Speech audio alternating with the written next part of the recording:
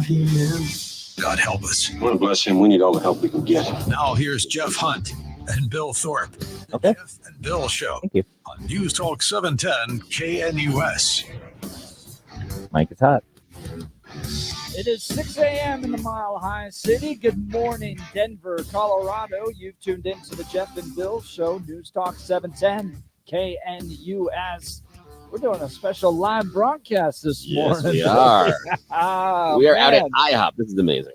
This is so cool. Yep, IHOP just off of Mississippi and 225. The address is 13700 13700 East Mississippi Avenue. Down here, friends are starting to roll in. Melissa's here. Artis is here. The Hunt family's here. Yes. John Fabricatore is going to be doing some sign waving with his crew. He'll be coming by later. I think we're basically, Carnes it's like right near 225 off Mississippi, just to the west. It's the very first intersection west of I-225 on Mississippi, and we are on, it would be the southeast corner. So if you are headed towards the west, you're going to turn left at that intersection and then make an immediate left. If you're coming towards 225, you're going to make a right at that intersection right before 225, and then make a quick little left into the parking lot, and right there in the corner, right across the street from the Maverick. It's easy to explain. Maverick's a big building, so you can kind of see that across there. The big gas station. There used to be a really nice sort of Indian restaurant on the other side of Maverick, but it's closed down. Used to eat there. It was really nice. A little disappointed. The IHOP is rocking. Yeah, this is nice this morning. Yep. Avocado toast. They're getting ready. That's fantastic. You guys are high after that. The kids get all warm. Yeah. Summer heading. We got kids in school. Oh, that's fantastic. But they're swinging by. And, you know, when you do a live broadcast, you don't have to get to all 4 hours. You can grab some coffee. Good morning. Yeah, good morning. Folks with Women for Trump hats, another red MAGA hat over there. You can come by and grab a cup of coffee, say hi, or spend all 4 hours enjoying a great breakfast. They got pancakes, they got burritos, they got tacos, they got biscuits and gravy, out of toast, sausage. After we were talking yesterday, I'm rolling through the menu. Sue is so big, and here's the problem. I'm kind of a portly gentleman, and the Reese's pancakes are calling my name. Absolutely. But their hash browns are so good. They do such a good job with the hash browns. There's something nice about hollandaise sauce, and so I'm really, really torn on this. We'll have to see. I guarantee it's going to be an impulse decision when we get down to actual game time as far as what we do. You only live once, Billy. I know. That's the problem. I keep telling you. You're going to live once. Get better. That's the whole issue. So lots to cover today. In just a few minutes, Aaron Real, NBC Radio national correspondent, will be joining us. The election is 1 week from today. That's crazy. Politics is causing anxiety and more stress than ever. Aaron Real is going to talk about that.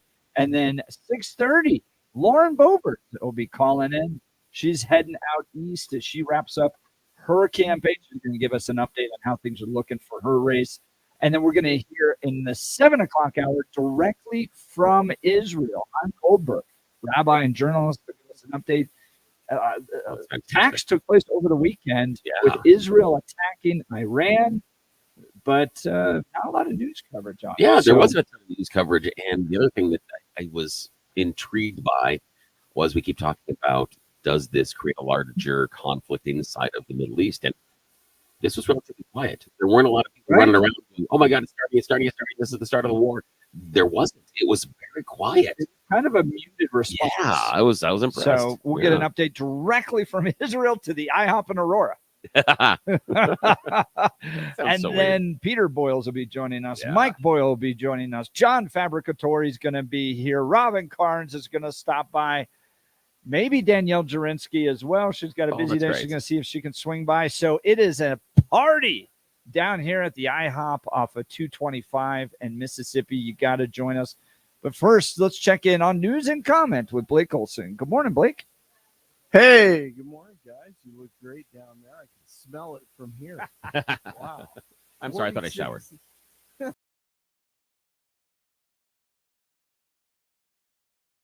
You're welcome.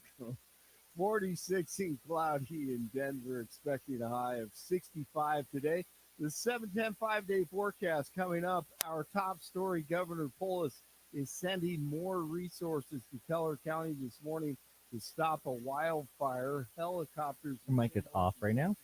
will be there today. The sheriff is very concerned about winds Jeff topping will give us 50 a miles chat if he an wants to hour chat. today. He says someone Yeah, just say mic. Turn it on. here divide and may face charges. Flames have spread 2,000 people to evacuate. You know, it's amazing because your faith has played such a role in your actions. Like when you mentioned Franklin, many people don't know that even recently you organized and gave $7 million to Samaritan's Purse for the North Carolina disaster relief. DJT continues to give, and very few people know about his generosity. We're 7 days away from Election Day, and Kamala Khan has a major speech planned for today. 20,000 people are expected to gather near Just sent you a text, Bill. where organizers are calling Harris's closing arguments, calling them Harris's closing arguments to voters. It's the same location where DJT spoke on January 6th, 2021, ahead of the Capitol riot. So they'll try to capitalize off that, but they won't talk about the feds who were right in the middle instigating a lot of it and ginning up all the chaos. Where was the National Guard? Nancy Pelosi. Well, the Khan did an interview with former Broncos tight end Shannon Sharp on a podcast called Club Shay Shay. It aired yesterday, and you know what? She could have said anything, and he would have nodded. Sorry, is Bobert 6:30? It was Yes. But what he would do that is about eliminating. So we'll do Aaron Real, go to a break. She should be calling in about 6:15. Oh, and should tell you, check with Aaron Real as far as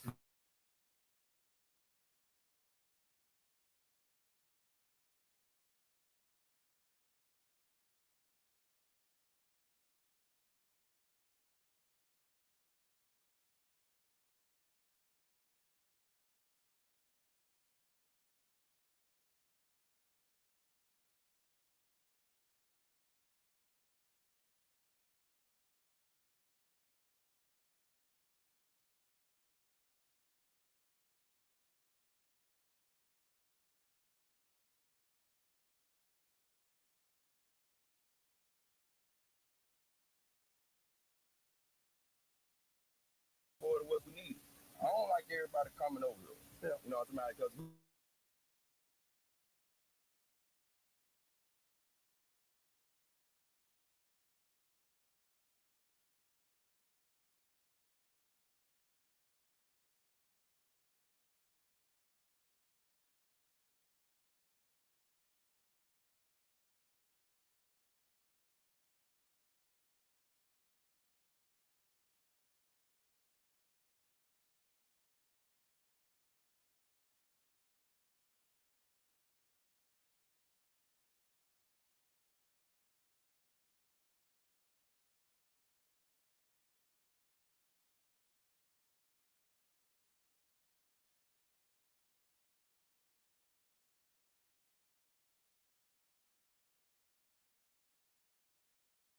supply chain.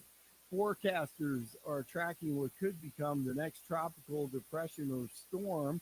The National Hurricane Center in Miami says the system is likely to form over the Caribbean in a few days. All hell breaks loose on CNN. It's that time of the year in the election cycle. Mehdi Hassan accuses Ryan Gerdusky of being a Nazi. So Gerdusky accuses him of being a terrorist. You started. I just can't. you don't want to be called Nazis. Stop doing You're called it. Yeah.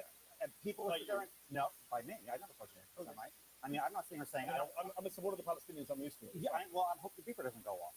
The thing is that You should not. no, I think no, I did not say that. Hold on. Let me.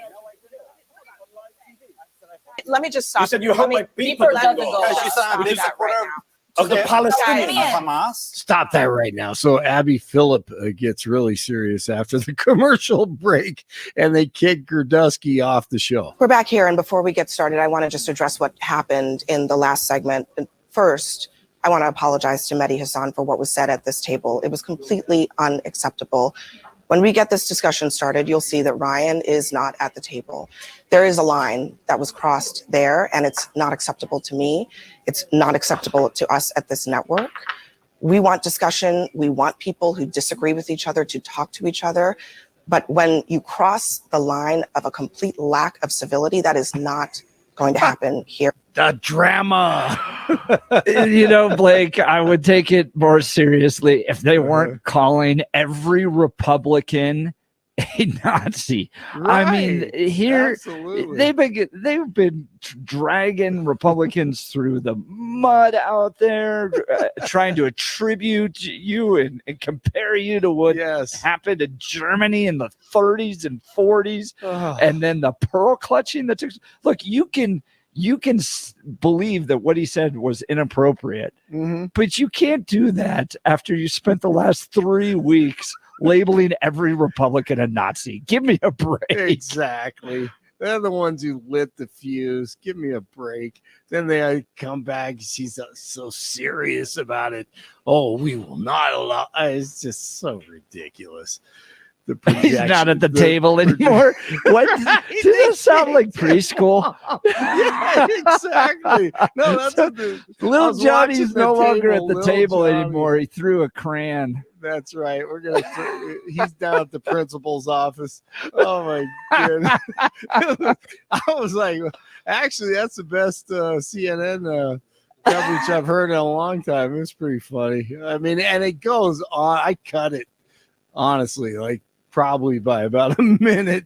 It goes on and on. It's great. Great stuff. Hey, news brought to you by Lair Fireplace and Patio, Denver's premier source for everything fireplace, patio, and grills, locally owned and operated since 1954, online at lairfireplacepatio.com.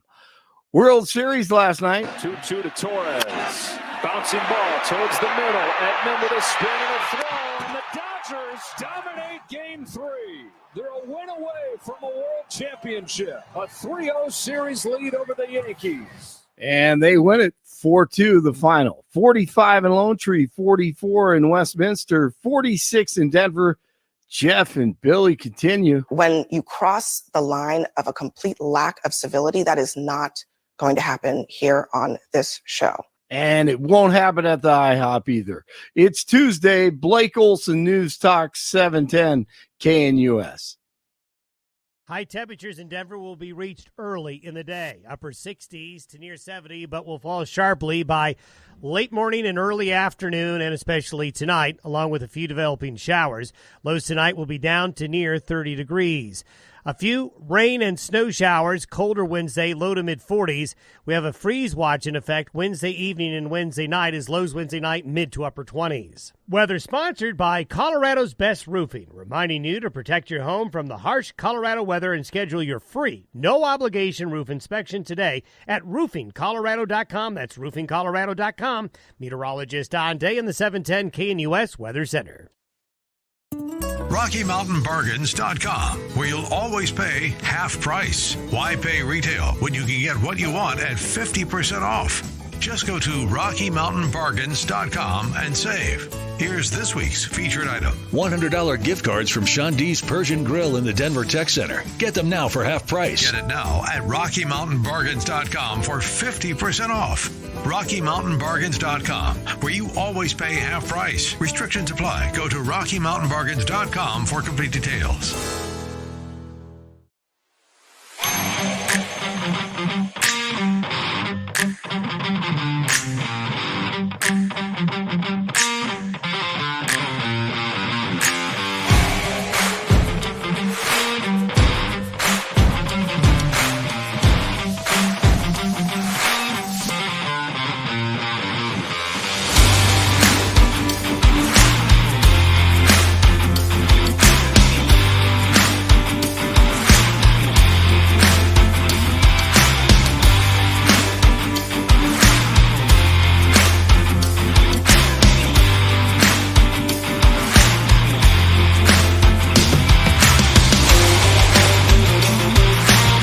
Show the election. Hey, oh my goodness. How is politics causing so much anxiety and stress? And is it worse than ever? Joining us on the Jeff and Bill Show is NBC Radio National correspondent Aaron Real. Good morning, Aaron. Good morning. Yes, apparently it is. This is not a good one, but what we're finding from the polls is that this election cycle, 2024, the political violence, the barrage of ads, it has measurable health effects, including these really high levels of this stress-related hormone in the body, which equates to weight gain and diabetes and heart disease, so many more issues.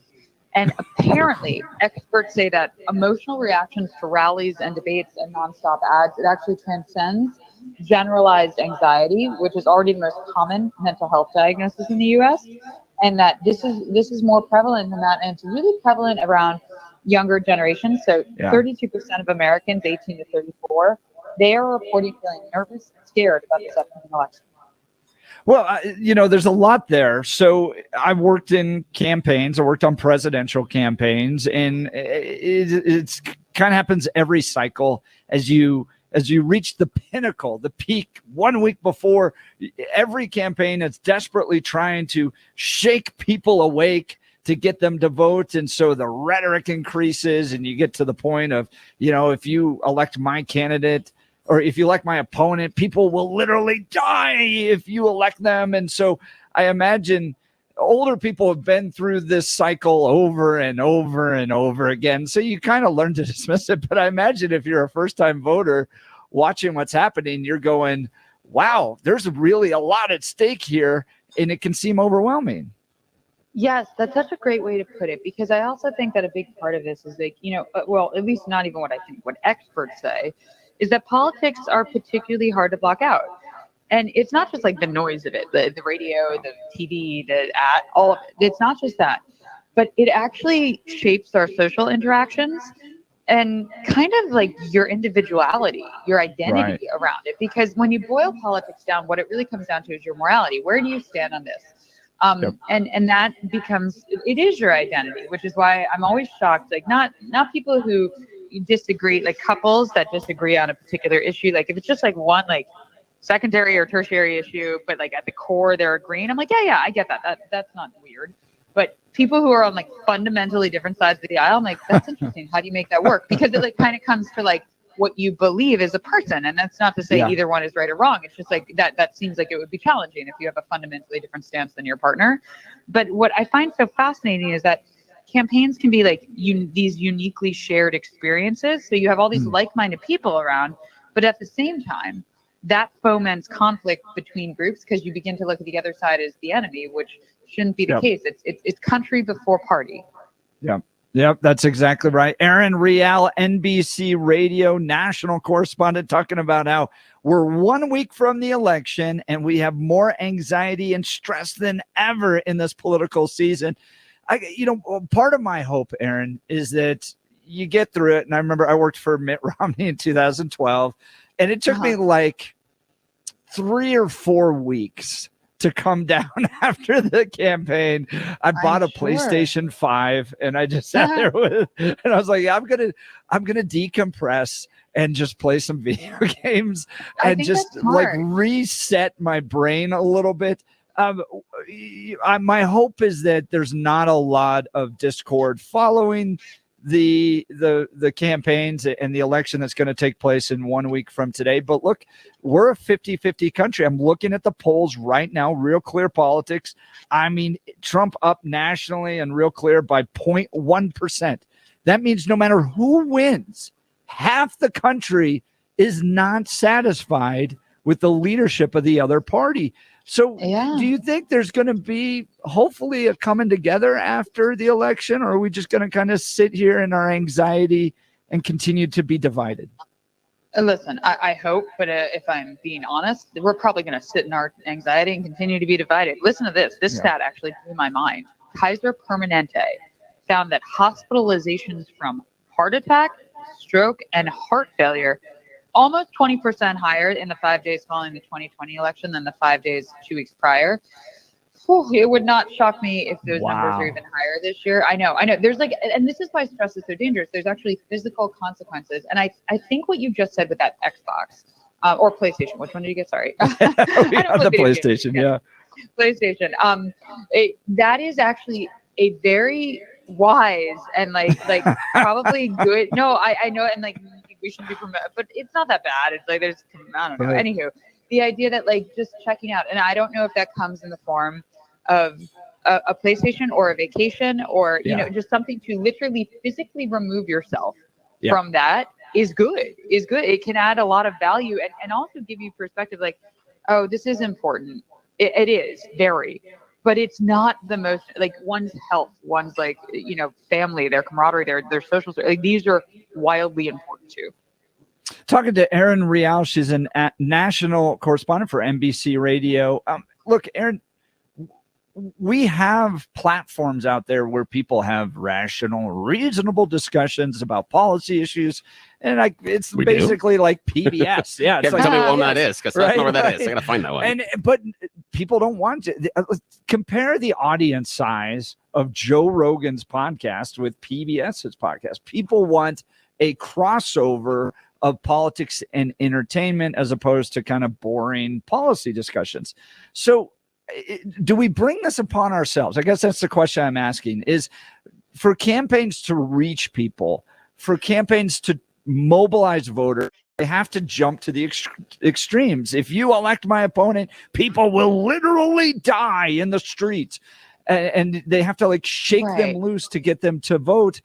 And then everybody has super high anxiety and stress, and we're having strokes and heart attacks as a result of it. So is this something that we bring upon ourselves? Like the candidates have to do that in order to get people to vote?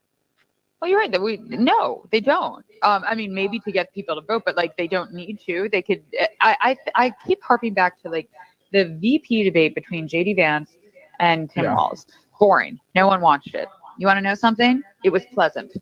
Both of these men, like they come from very different sides. They were respectful. It was informative.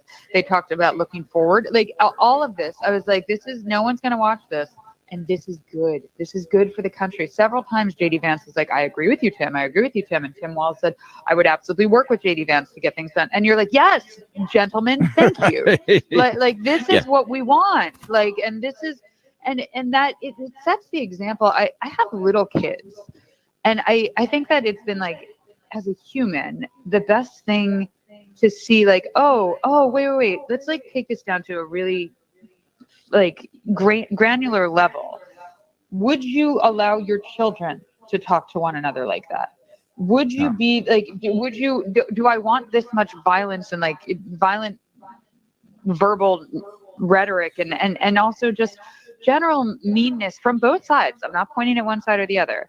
I'm like, you can't, I wouldn't do this with children, and we shouldn't do it with adults. It's kind of like, I always heard like the best argument for like not hitting your kids. And it's like, do we allow other adults to hit one another? No, we don't. So why is it okay for an adult to hit a kid? Like, and I always thought like, oh, that's so basic, and it's not meant to be like enlightening, but you know, when you just hear things sometimes and you're like, yeah, duh, it's kind of the same. I think that to your point, that does it have to be like this? No, it absolutely doesn't have to be like this, but it is. And until we, the people, hold our elected officials to a higher class of rhetoric, like a more dignified way of behaving with one another, we're not going to get it.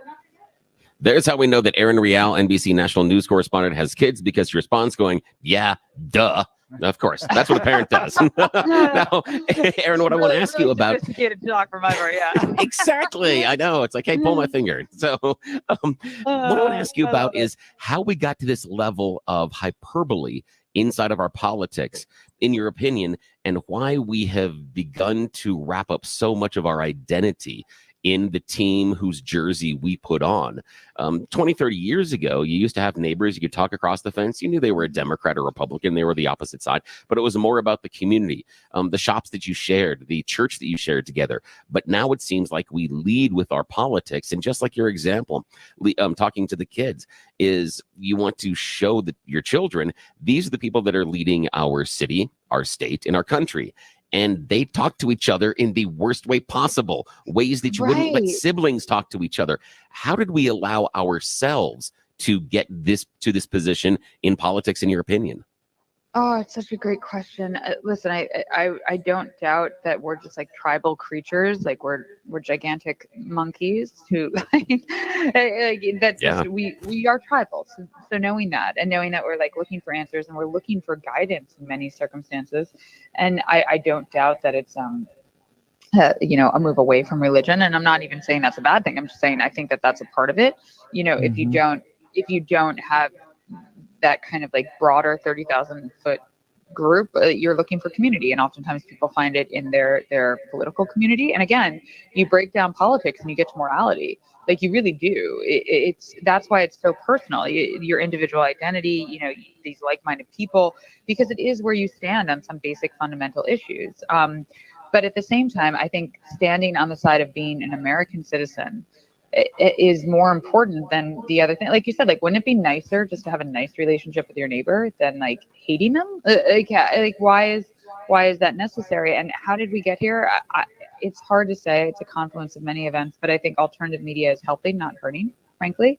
I think that it's giving more people a better sense of answers to questions. And I, in spite of being a journalist, I fundamentally am hopeful. I think I think it gets better, not worse. I really do. And sometimes it gets bad, but there's always a pendulum swing. It's just what we do as Americans. That's why you often see like one party change office almost every single election cycle, or at least every 8 years. So, and that has a lot to do with the fact that like there's course corrections. You see it in everything from politics to fashion. Things they go in and they go out, and that's just how we work. And along the way, we make progress. And I use the example of like the hyper woke gender movement. That's course correcting on its own in many ways. Many like reasonable people are like, no, we don't want this. This is what are we doing? No, and these are people that are on the left. Like I think that reason outshines preposterousness every time, long term, maybe not in the short term, maybe there's groupthink, but for the most part, people just want the stuff to work and they don't want to be hassled, and they just like they don't want it to be gross, and if they do, they're in the minority, they're not in the majority. Now, Erin Rial, NBC national news correspondent, joining Jeff and Bill live. There was something you said in your response there that kind of sparked an idea in my mind. I'm not sure this is a fair question. You can decline to answer if you want. But when we talk about lower church attendance, I just have a theory, just based on your response. Could we be replacing our church attendance and congregation with our political attendance? 100%. And that way that we are now identifying our church has become our politics rather than the church becoming our community. What do you think? Yep, spot on. That's it. It's like not even that's hard to, draw that conclusion. It's hard to equate for in terms of data, but we do know that people do not attend church like they used to. And that is just a part of, atheism is on the rise, or at least agnosticism. And this so glad you had to say that. Sorry?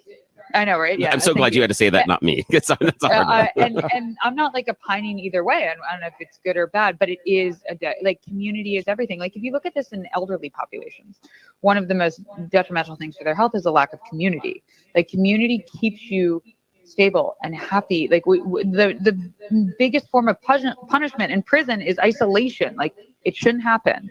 So usually that came via church and that community. Now, were there abuses within that? For sure. Like we know that you give an institution too much power, it's just an institution. It isn't God itself or your God of your understanding. It's just an institution. They can abuse that. But political institutions can abuse it, like religious ones as well. It's a group of people that ends up degrading the ideas. But again, that community is so imperative. And whether you find that community in a cooking class, your politics, or the church, it kind of scratches the same itch. Talking to Erin Rial, NBC News national correspondent. The election 1 week today, and politics is causing more anxiety and stress than ever before. I think what we can walk away from this is take a break next Wednesday. Get a PlayStation. Take a break. Take a break. Your health is more important. Yeah, that's right. Absolutely. Erin, thanks so much for taking time to join the Jeff and Bill show this morning. Thanks, guys. Have a great day. You too. Take Always care. great to hear from Erin Rial. give us a call. Tell us where you stand on this, 303-696-1971, or text us on the Dan Caplis Law text line, 720-819-5115. There's parts where I agree with Aaron, like we don't attend church, we don't do that stuff, but we're also losing our common national morality, which from my perspective was rooted in a Judeo-Christian tradition. So it's not about attending a cooking class. It's about losing our national morality.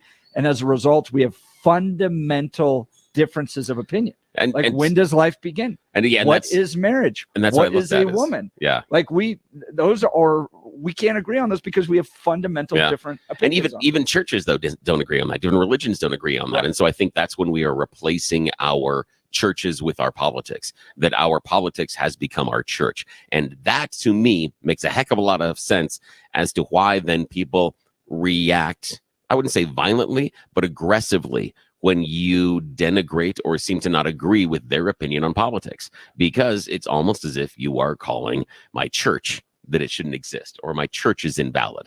And that's a whole different level. And I think that's where we've gotten.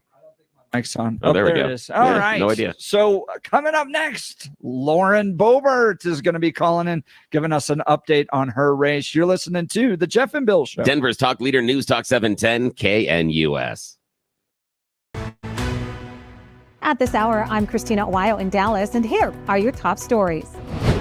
A sheriff in Florida has released video of a woman allegedly being attacked by an illegal migrant who she says was trying to rape her. Hey!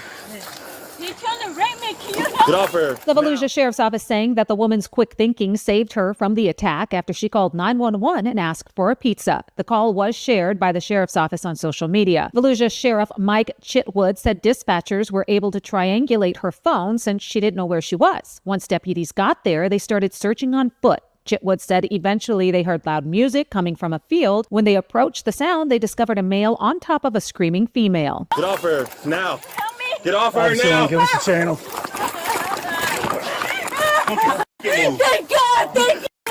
The suspect, 27-year-old Luis Diego Hernandez Mancaya, is an illegal migrant from Mexico who, according to Sheriff Chitwood, tried to apply for asylum the day before the attack. He's now sitting in our jail with 3 felony counts against him, and the Border Patrol has lodged a detainer against him. The CEO of JP Morgan Chase blasted several major U.S. regulatory initiatives on capital rules, card payments, and open banking at a conference on Monday. The outspoken executive who runs the largest U.S. lender criticized what he called overlapping or ill-conceived regulations. In Dallas, Christina Owayo, Salem News Channel.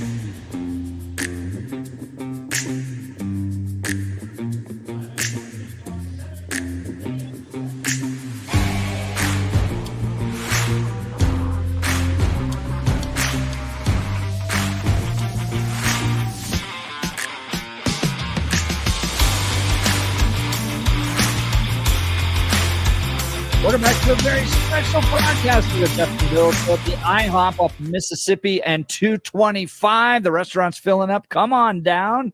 Get a chance to hang out with us as we do our broadcast through 10 a.m. this morning. Joining us on the Jeff and Bill Show is Lauren Boebert. You know her as the Congresswoman from Congressional District 3, now running for Congress in Congressional District 4. We're 1 week out, Representative Boebert. Is it going to be a victory a week from today for you? Well, first of all, Jeff, if we're not running unopposed, we run like we're 10 points behind.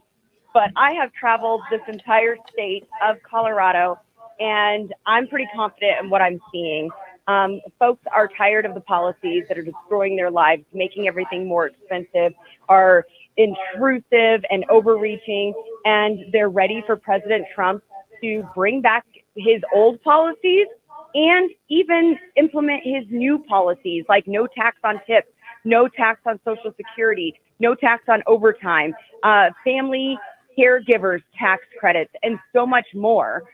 So I am hearing this everywhere I go. Today, I'm headed down south to Bent County, and I'm looking forward to seeing the folks down there. But we've got to keep the momentum up because it's just 1 week, and we still have many, many ballots that need to be returned. Now, Democrats are spending a lot of money against you, and that's clear.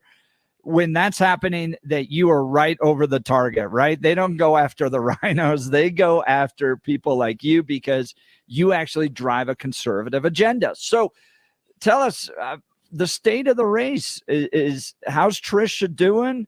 How are you doing? What are the numbers looking like in your particular race with the amount of money Democrats are spending against you? Yeah, sure. Democrats are always going to outspend us.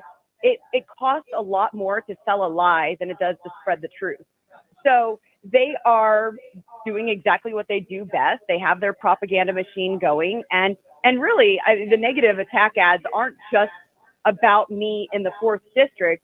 My name's being used all throughout Colorado because that's the only thing that they think they can tie other Republican candidates to. Candidates who have different views than me, different stances, represent very different districts, and are even in very different positions. And all of these folks want to just tie to one narrative. And so it's really statewide, the negative attack ads. But, there have been some interviews done, and it's really sad. I have an opponent who thinks that there needs to be more amnesty judges. I think she meant asylum judges, but that little Freudian slip there. Yeah, they're looking for amnesty for the 11 million illegals that have come into our country and are causing Colorado to be in the top 10 for human trafficking, number 2 for fentanyl overdoses, number 1 for auto theft. Don't worry though, we're number 47 for our road conditions. So, I feel better. Going for it.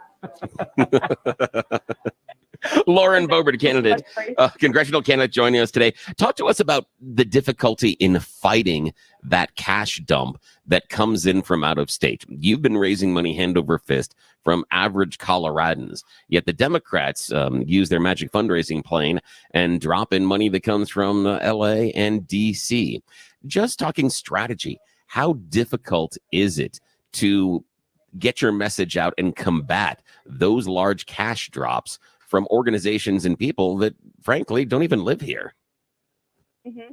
Bill, that's a great point. And not only are they people who don't live here, it's also a lot of that George Soros money that's coming through Act Blue. We're seeing a lot of reports of investigations taking place with straw donations. James O'Keefe has a link to a website where you can go and look and see who has donated to Act Blue.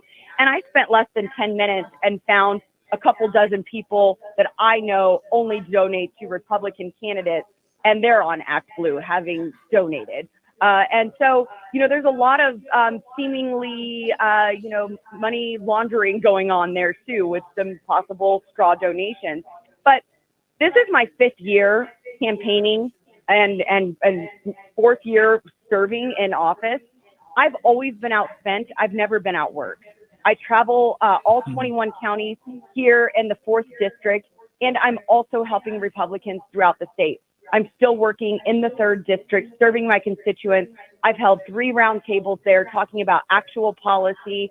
You know, it's really unfortunate the news didn't want to show up for those. Kyle Clark didn't send Marshall out to do a deep dive into our policy roundtable where, you know, we have our tribal members from the Southern Utes and the Ute Mountain Utes, and we're talking about energy policy and halting the Dolores Monument land grab that the Democrats want to do, and our energy policies and border security and all of this stuff.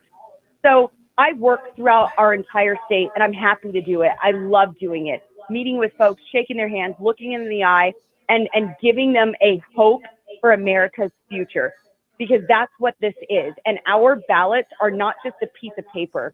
They are a battle cry for American values, American freedom, and the resilience and persistence to return to the greatness that America is.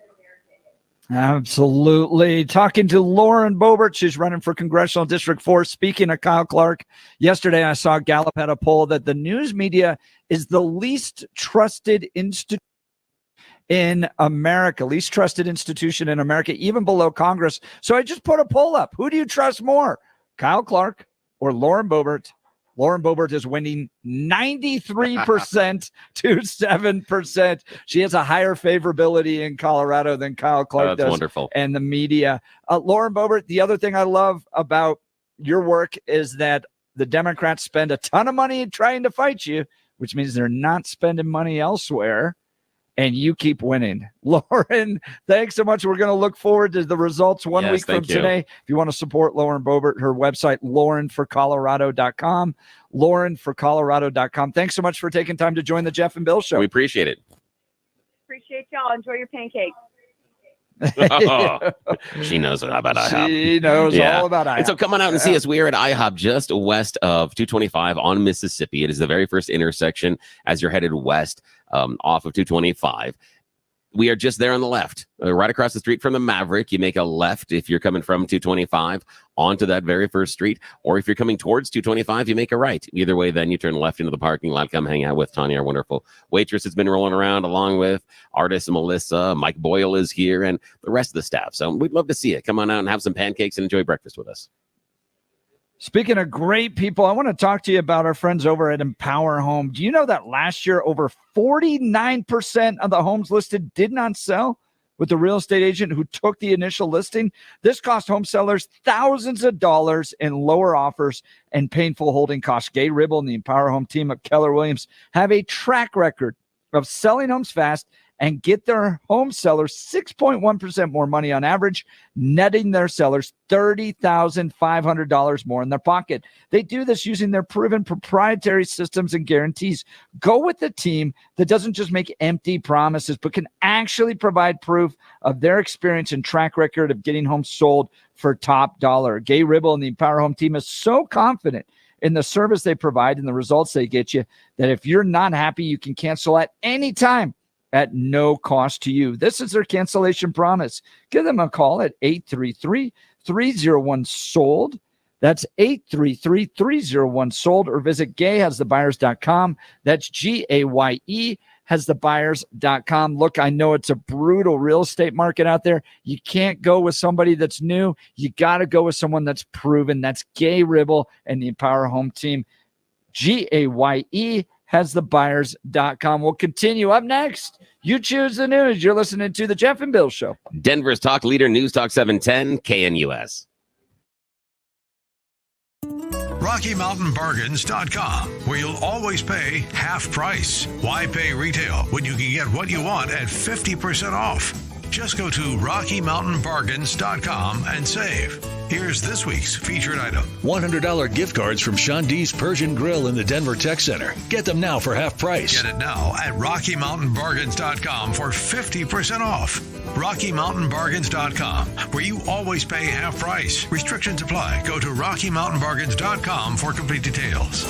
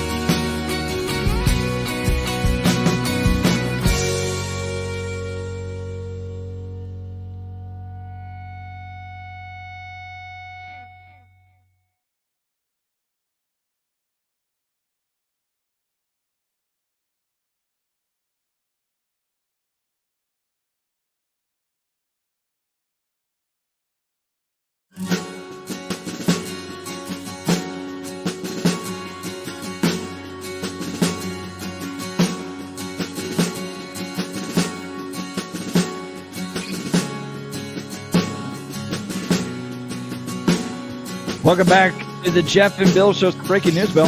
Yes. I'm looking at an image here of Steve Bannon walking out of prison. Yeah. He's out of prison. Steve Bannon out of prison this morning. Yeah, So, there week you go. before Free. the election. Let's see what happens. Let's see what that interview is like. Yeah, that's going to be a lot of fun. All right, we got to give the people what they want, Billy boy. Yes, it is that time of the morning where we play everybody's favorite fake radio news game show, something we call You Choose the News. Yes, I've scoured the interwebs for mere moments this morning to find these stories in my hand. They're really stupid stories about us humans, and I've given them even more ridiculous headlines so that we can play this fake radio news game show with Jeff Hunt and Blake Olson from the newsroom. All right, gentlemen, here we go. Headline number 1, Naked Learning. Headline number 2, Dixieland Delight. Headline number 3, Making Dreams a Reality, Just Not Yours. And headline number 4, for the kids. Mr. Hunt. We'll start with some Dixieland Delight. Yes, Dixieland Delight. Here we are traveling to the wonderful state of Wisconsin. Recently, a father decided to do something wonderful for his children and family. He went and bought a dozen tickets to go to the Alabama-Wisconsin game. Yes, roll tide. The family is Alabama residents that have can't come into Wisconsin. They were so excited. He bought them on the 50-yard line. He splurged. But unfortunately, the tide is not going to be rolling very well for him because he didn't actually purchase tickets to the Alabama-Wisconsin game. He purchased tickets to the Alabama concert a month later. Yes. He does admit that it might have been after a long evening of whiskey drinking that he decided to make the splurge purchase of a dozen tickets for the game. Obviously enough, the game took place earlier in September, and they're going to go see the Alabama game and Alabama concert here in a couple of weeks. So, yeah, he just some of my accidentally chose best the wrong one. purchases have been on a Friday night on Instagram after a few brewskis. I'm sure there's some stories there. They show up and you're like, oh yeah, I did. Oh, I remember that. All righty. That's a surprise. Blake Olson from the newsroom, sir. Your choice. Naked Learning, Making Dreams a Reality, Just Not Yours, or For the Kids? Okay, I have to. Naked Learning. Naked Learning. A group of Huntington Beach residents, now calling themselves Project HB, say they have gathered enough valid signatures to try and repeal an ordinance that could impact local libraries. They're upset about what's going on or what's coming off at local library shelves. More than 15,000 voters in Huntington Beach have signed this petition, and what they're going to do is try to reject the city council's appointment of individuals in charge of the library board. What they're mad about is who's been appointed to the library board because they are taking books out of particular sections. Evidently, this group has been upset about any form of nudity at all in any book possible, which led to them removing the potty training books from the parent and childhood and moving it into the adult section because the kids are naked.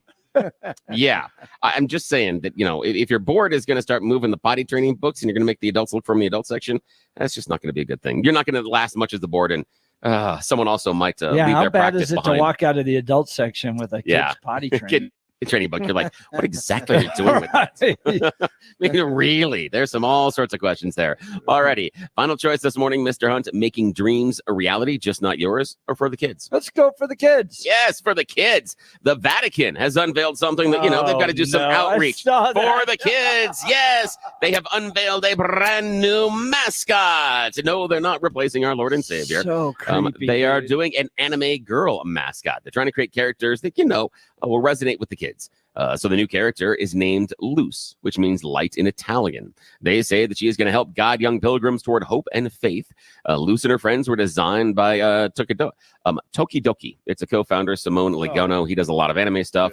Luce is joined by her dog, Sentino, along with her friends, Fee, Zin, and Sky. The designers represent of Sanrio characters. Luce and friends wear colorful raincoats and boots to travel on their holy pilgrimage. Luce and her friends have unique markings in their eyes, which Jubilee chief organizer Archbishop Rino Fascella describes as a symbol of hope in their heart. Luce is going to make her debut at an upcoming comic and game convention in Italy. It'll be the first time the Vatican officially participate in a comics convention at all, and everybody who watched Dogma and understands what Buddy Crest is all about, that's what they're doing. They're doing Buddy Christ. And I saw the image yesterday. Yeah. It's this little anime figure. Yeah. And then there's a picture of the priest like leaning forward with pointing his it, yeah. finger, and you're just like, oh, it's just That's an the awful optics are bad Yes. in so many ways. Yeah, it is. on It's that. bad. Well, that's it. That is the end of You Choose the News. That's how we roll. Thank you so much for your help, Blake Olson in the news department, and my friend Jeff Hunt. Yeah, this is what happens when we are left unsupervised. Nobody in charge pays attention this early in the morning, and we will take full advantage. That's right. Coming up in the 7 o'clock hour, we're going to go from the IHOP in Aurora to have a phone call all the way to Jerusalem. You're not going to want to miss it. You're listening to the Jeff and Bill Show.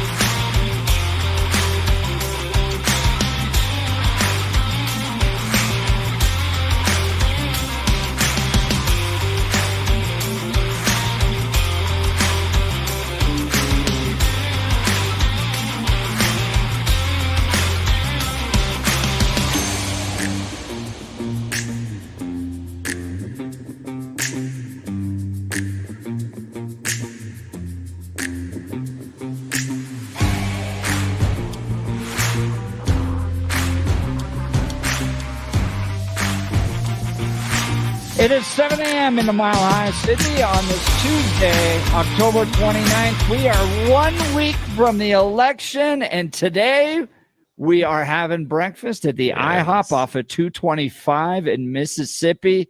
John Fabricatori just in the house, working the crowd, getting every vote he possibly can. This is fantastic. That's right. That guy doesn't quit.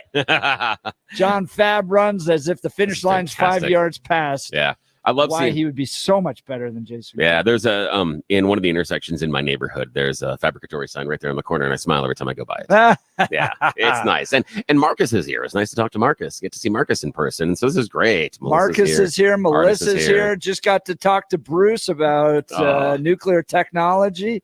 We're diving in and meeting everybody here. We're having a great time. So swing on by. If you've never been part of a live broadcast, there's a huge requirement that you come in and then be prepared for a 2-hour-long conversation. Just kidding. No, you can come and have coffee. You can enjoy the pancakes. I'm hungry. You can enjoy the biscuits and gravy, the breakfast burritos, the tacos.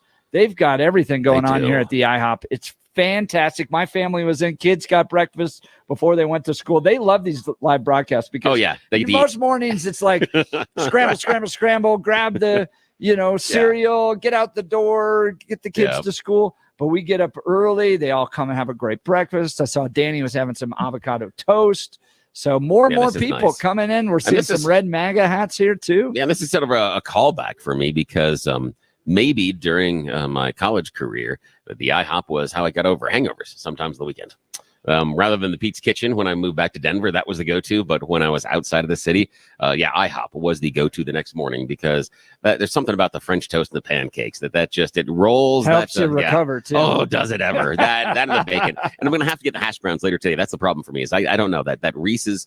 I'm going for the Reese's pancakes. Oh man. God, that's gonna give me the diabetes. And so so I don't know. I might have to go with something else. Winford. Yes, was his name. Exactly. Yeah, right. Oh my God. Well, we've got a whole lot to cover coming up here in just a few minutes. Chaim Goldberg, a rabbi and journalist from Israel, is going to give us an update. How are things going in Jerusalem? Everything that the people of Israel are facing. He's also a reservist in the IDF. So great interview coming up here in just a few minutes. But first, news and comment with Blake Olson. Good morning, Blake. Hey, good morning, guys. When do you decorate the pancakes? When does that happen? Oh, that'll happen a little bit. That'll happen in a little. We got to get on that. Yeah, we do. Come on, let's go. Get those chocolate chips and whipped cream, and let's get it done. All right. I'm you counting got on it, you boss. guys. All right, thank you. 45 and partly cloudy in Denver, expecting a high of 65 today. The 7-10 5-day forecast is coming up. Our top story: former Trump advisor Steve Bannon has been released from prison 1 week before the election. Should be an interesting day hearing from him. 120 days for contempt of Congress. He's going to do whatever he can to help Trump get elected next week and talk to potential voters and maybe those in the middle. 7 days away from the election day, and CD4 candidate Lauren Boebert on with Jeff and Billy last hour, and she says that Coloradans want change at the top. I am hearing this everywhere I go. Today, I'm headed down south to Bent County, and I'm looking forward to seeing the folks down there. But we've got to keep the momentum up because it's just 1 week, and we still have many, many ballots that need to be returned. All right, the Democrats say that they're excited about Kamala Khan giving her big speech today, where DJT spoke to the crowd before January 6th, 2021.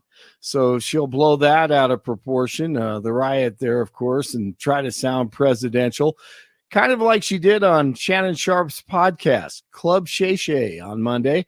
Shannon, hey, he likes to drink on the show. Maybe they should have played the drinking game called Burden. Knowing that we also have the honor and the duty of excelling in every way possible, being able to see what is possible and not be burdened by other people's limited ability to see the same.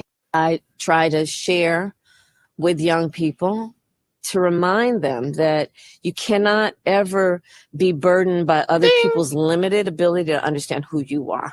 Republican vice presidential candidate J.D. Vance continues to campaign, exposing the fraud of Tim No Walls again. He was talking about playbooks and trying to connect that to Project 2025. And he said, yesterday, AOC, she did very good. She ran a pick six. I think you don't run a pick six. You run the West Coast offense or the spread offense. Or the 3-4, the 4-3. It made me realize that I think that even though they say Tim Walz was a college football coach, that I think I know more about football than Tim Walz.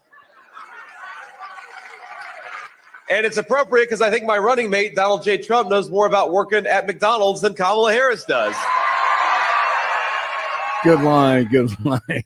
A father and son are under arrest for the murder of the teenager's mother in July. The Colorado Bureau of Investigation says that Charles Martinez and his 17-year-old son, Yvonne, are facing one charge of first-degree murder in the death of Crystal Snow. Yvonne already in custody.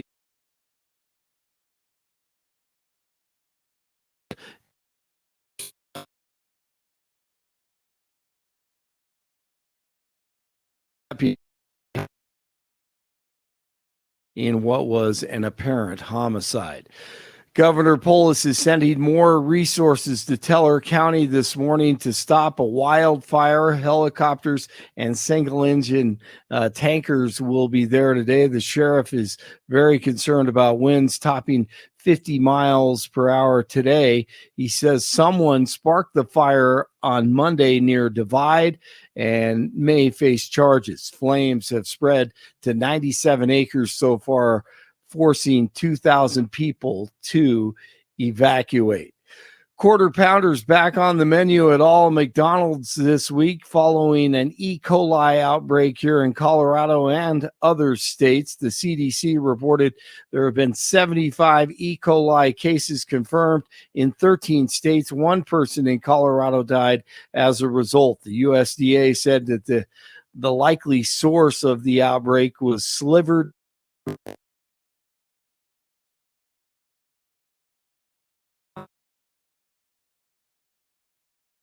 moved.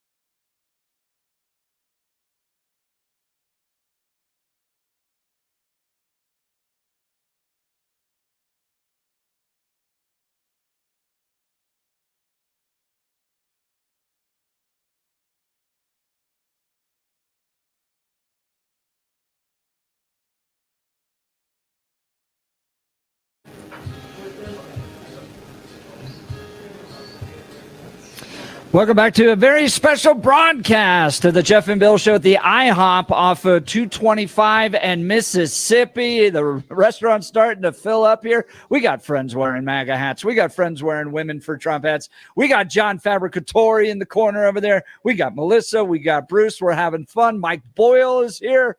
I think Pete's stopping by maybe a little bit later. Robin Carnes is going to be here as well. Danielle Jurinsky is going to try to make it down.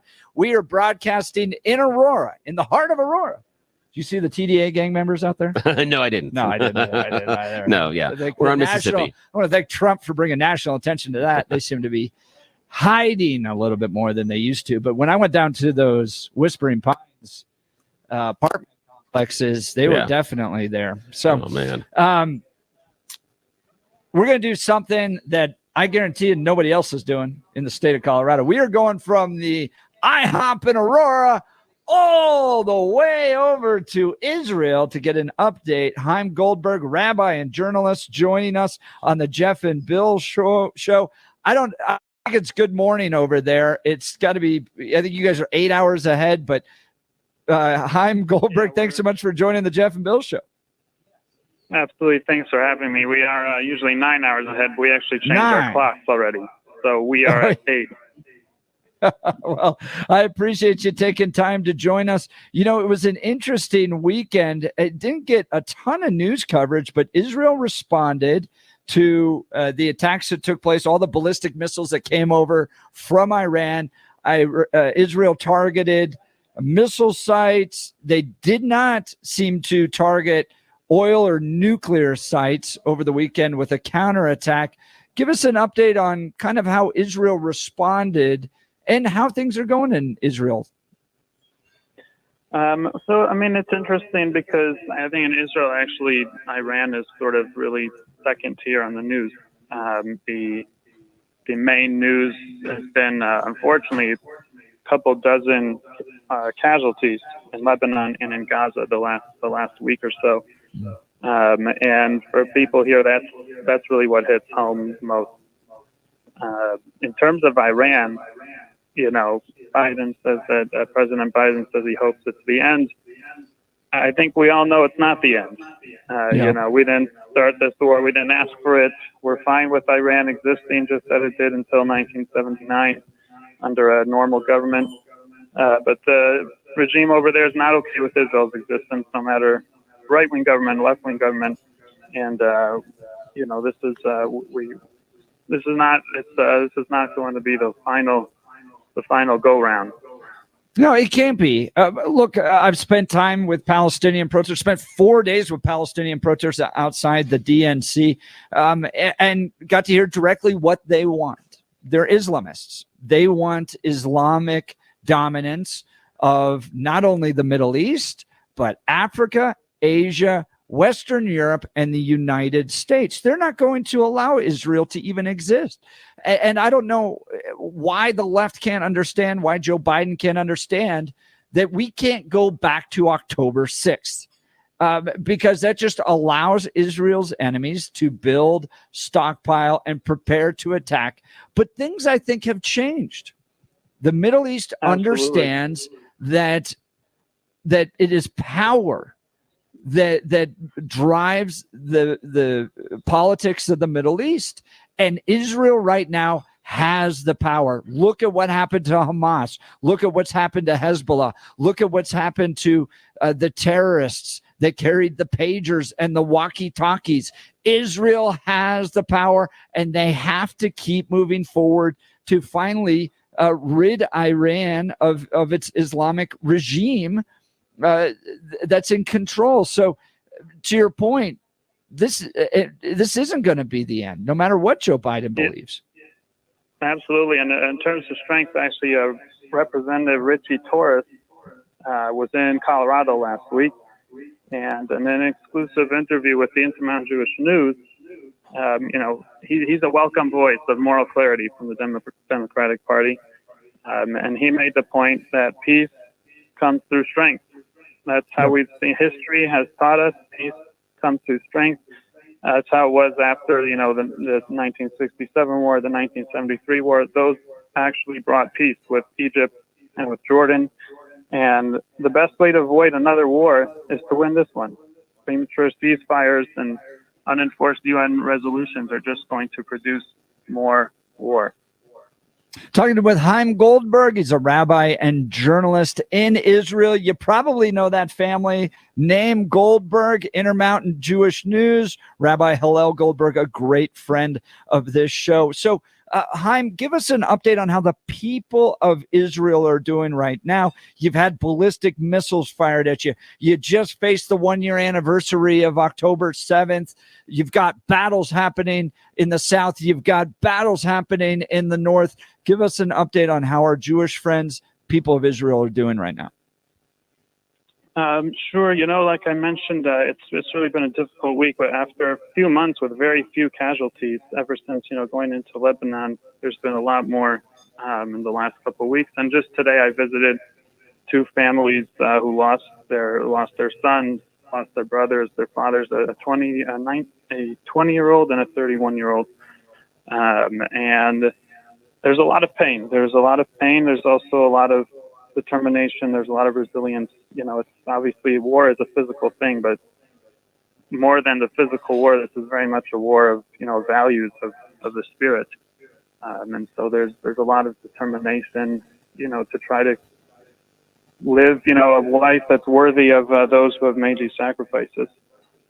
Absolutely. Now, let's talk about Iran and some of the attacks. Israel, a muted attack, looking at, you know, their radar installations, attacking them with a response after the ballistic missiles. But why not go after Iran's oil? Why not go after Iran's nuclear capability? I think I'm losing it here. Yeah, you're just Micah's shutting it out. We'll get there, but he wants to talk about Iran and the nuclear capabilities. How are they dealing with that? How do you deal with the idea of Yeah. I mean, it's I think it's pretty clear that this is one way or the other connected to the U.S. presidential election. How exactly those conversations play out in the security cabinet, I obviously have no idea. But the conventional wisdom is that if President Trump is elected, there'll be a lot more leeway to do a comprehensive attack.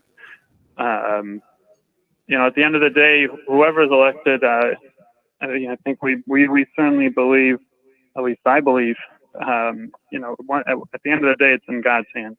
So there's certainly certain political players that are more helpful than others, but we have to pray for a good outcome. Yeah, and we can be very clear that a Trump presidency is going to free up Israel a lot more than the Biden presidency. Look, if Israel had listened to Joe Biden, you wouldn't be in the places of victory where you are now. Can you give us an update on the politics in Israel? How's Benjamin Netanyahu being viewed by the people of Israel? He's certainly actually recovered a lot of, lost popularity with the recent successes against Hezbollah. There's been such drastic success against Hezbollah, which was widely regarded as the much more difficult enemy than Hamas in Gaza. And something that's not talked about much, but I think that says a lot to how much Israel's military campaign has really cared about the hostages. A lot of Israel's left wing has been against Netanyahu for not caring about the hostages. But you see how 11 months in Gaza did about the same as 11 days did against Hezbollah. So I think without the hostages hampering them in Hezbollah, you see how this military superiority has certainly brought back Netanyahu a lot of popularity. Naftali Bennett is the former prime minister.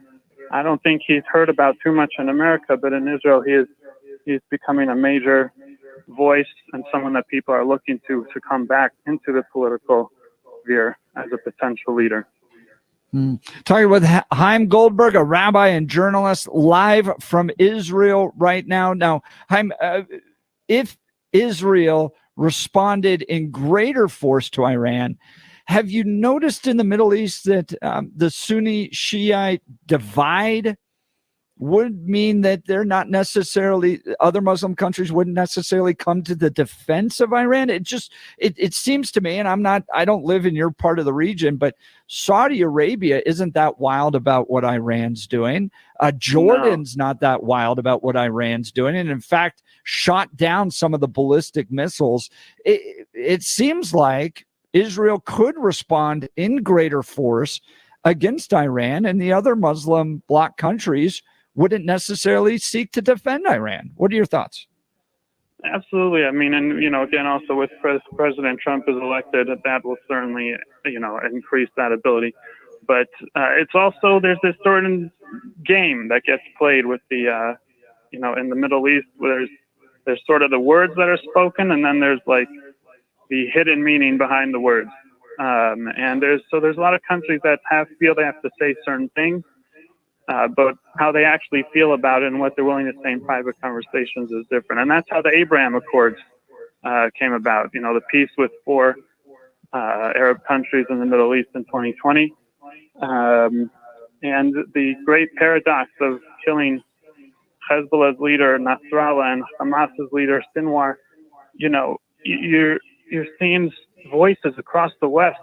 All the mainstream media are not able to just clearly celebrate, the elimination of people are responsible for American blood. But in the Arab countries across the Middle East, there are many, many, many Arabs that are celebrating the demise of Nasrallah and Sinwar. Now, Chaim Goldberg, rabbi and journalist, joining Jeff and Bill live from Israel right now. Inside the Democrat Party, there is a lot of push for a ceasefire.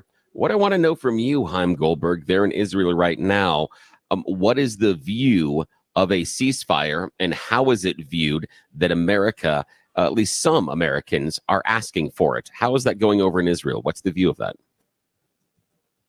Well, there's certainly a wide portion of the Israeli citizenship that wants a hostage deal. No one wants a ceasefire for a ceasefire's sake of itself. Everyone, I think, understands that a ceasefire is code for war in a few more years.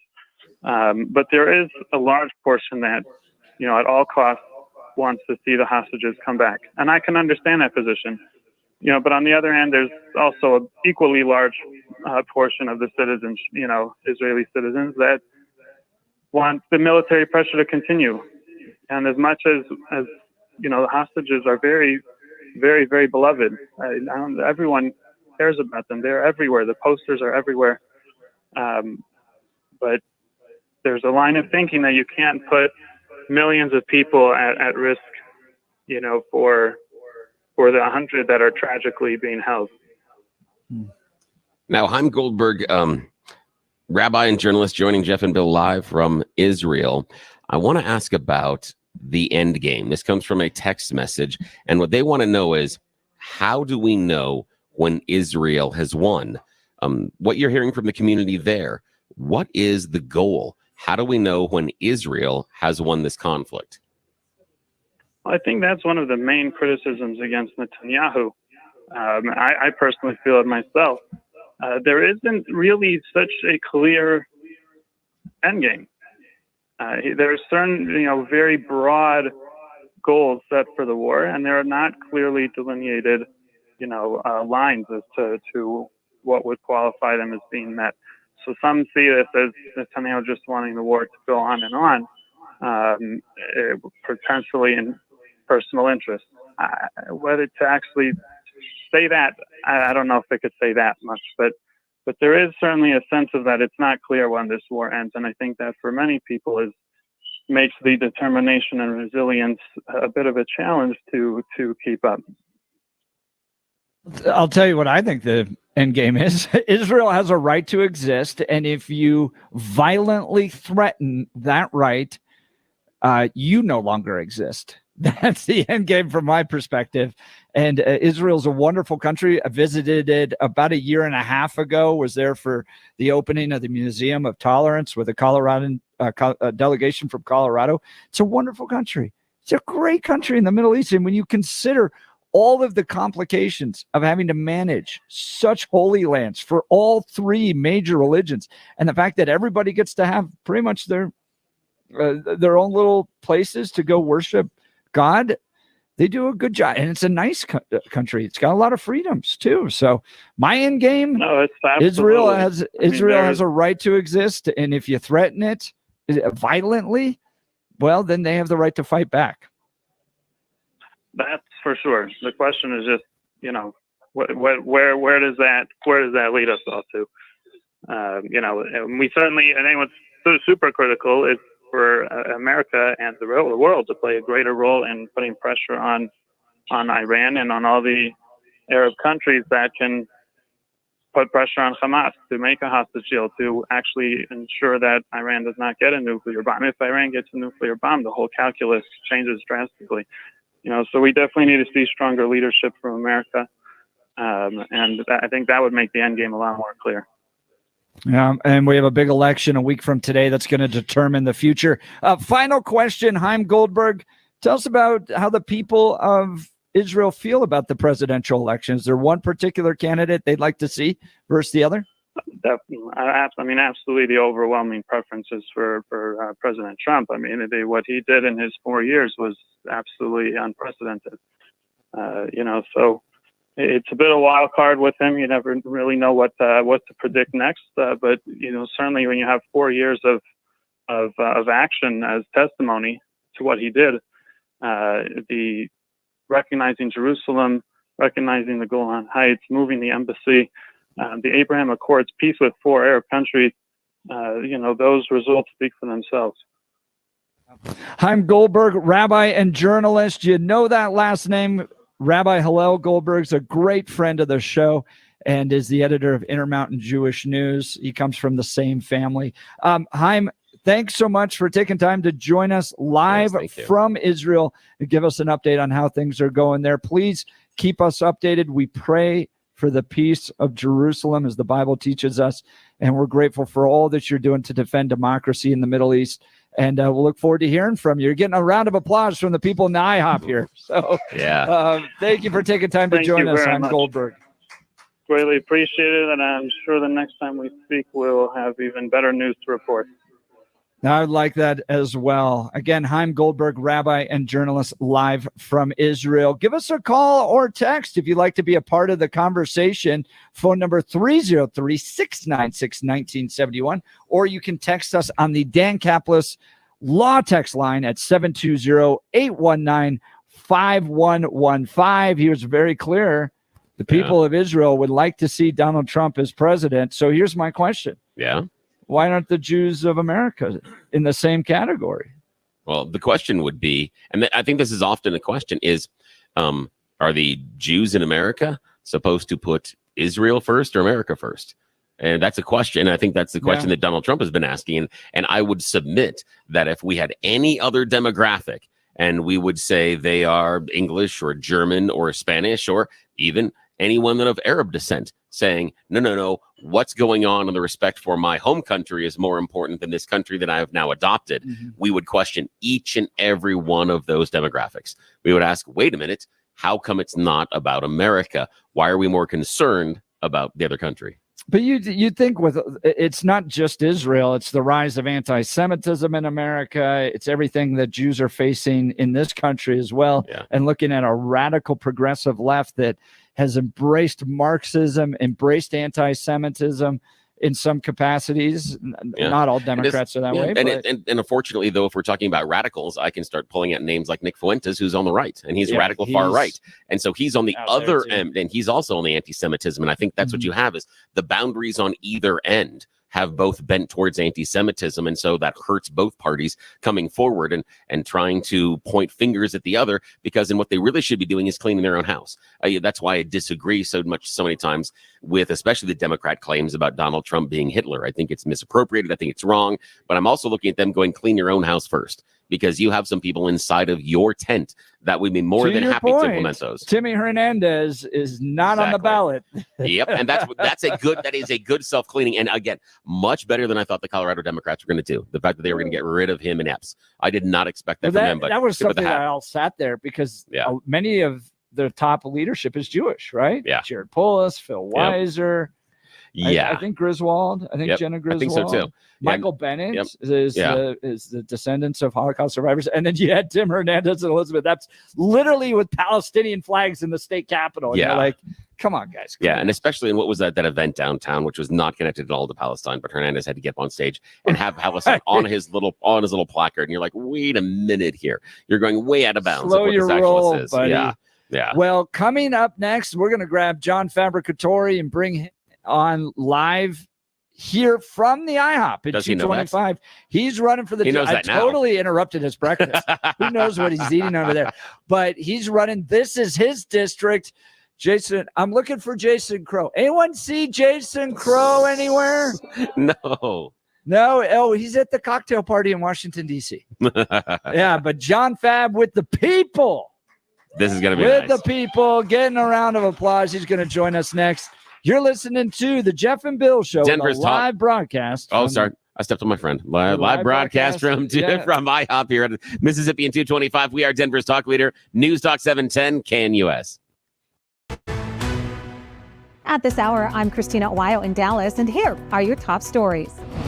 Senator Mitch McConnell has announced that he will vacate his position as the Republican Senate leader in November, which means the race is on for a new leader of the upper chamber. So far, a handful of senators are rising to the top of the list to take his place. The frontrunners are Senators John Cornyn of Texas and John Thune of South Dakota. Another name near the top is Senator Rick Scott of Florida, but many experts feel he's not a serious contender. Many are speculating on the topic and say that they feel if Trump wins the election, his endorsement or effort for a different candidate could have a major impact on who the new leader of the Senate will be. If Kamala wins, they say the person who is better prepared to stop a Harris agenda will be the one who takes the reins. Whisper is a popular transcription tool powered by artificial intelligence, but it has a major flaw. It makes things up that were never said. Whisper was created by OpenAI. It's being used in many industries worldwide to translate and transcribe interviews, generate text in popular consumer technologies, and create subtitles for videos. OpenAI has promoted Whisper as having near human-level robustness and accuracy, but more than a dozen computer scientists and software developers say that isn't always the case, and that it's prone to making up chunks of text and even entire sentences. An OpenAI spokesperson says the company is studying how to reduce that and update its models to incorporate feedback. In Dallas, Christina Weil, Salem News Channel.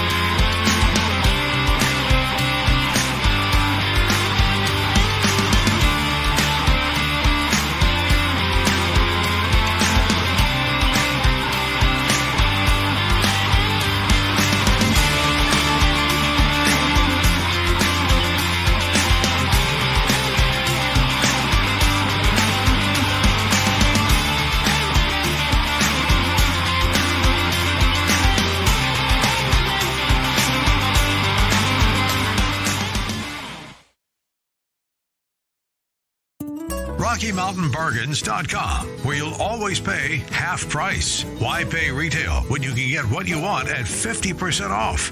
Just go to RockyMountainBargains.com and save. Here's this week's featured item. $100 gift cards from Sean D's Persian Grill in the Denver Tech Center. Get them now for half price. Get it now at RockyMountainBargains.com for 50% off. RockyMountainBargains.com, where you always pay half price. Restrictions apply. Go to RockyMountainBargains.com for complete details.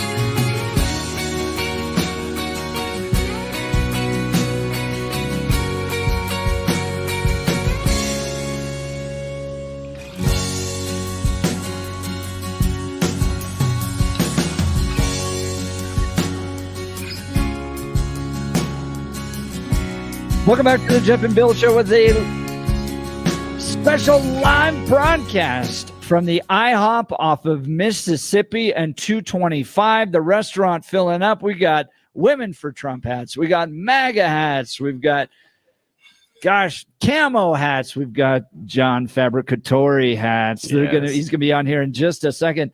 But, if you swing by one of those fast food restaurants, you're going to spend $10, $15 on breakfast. Easy. And Mike Boyle's here with us. Your car. The IHOP's got way fresher food, much better. You're not going to get whatever McDonald's is giving you right now. But Mike, tell us about the special deal they have going on. You know what, these guys, one of the things that all restaurants are having trouble with, Jeff and Bill, is keeping their traffic up, keeping their customer counts up. Yep. You never thought you'd see a $5 deal at McDonald's. Never. You see the 2 for $6, the 2 for $7.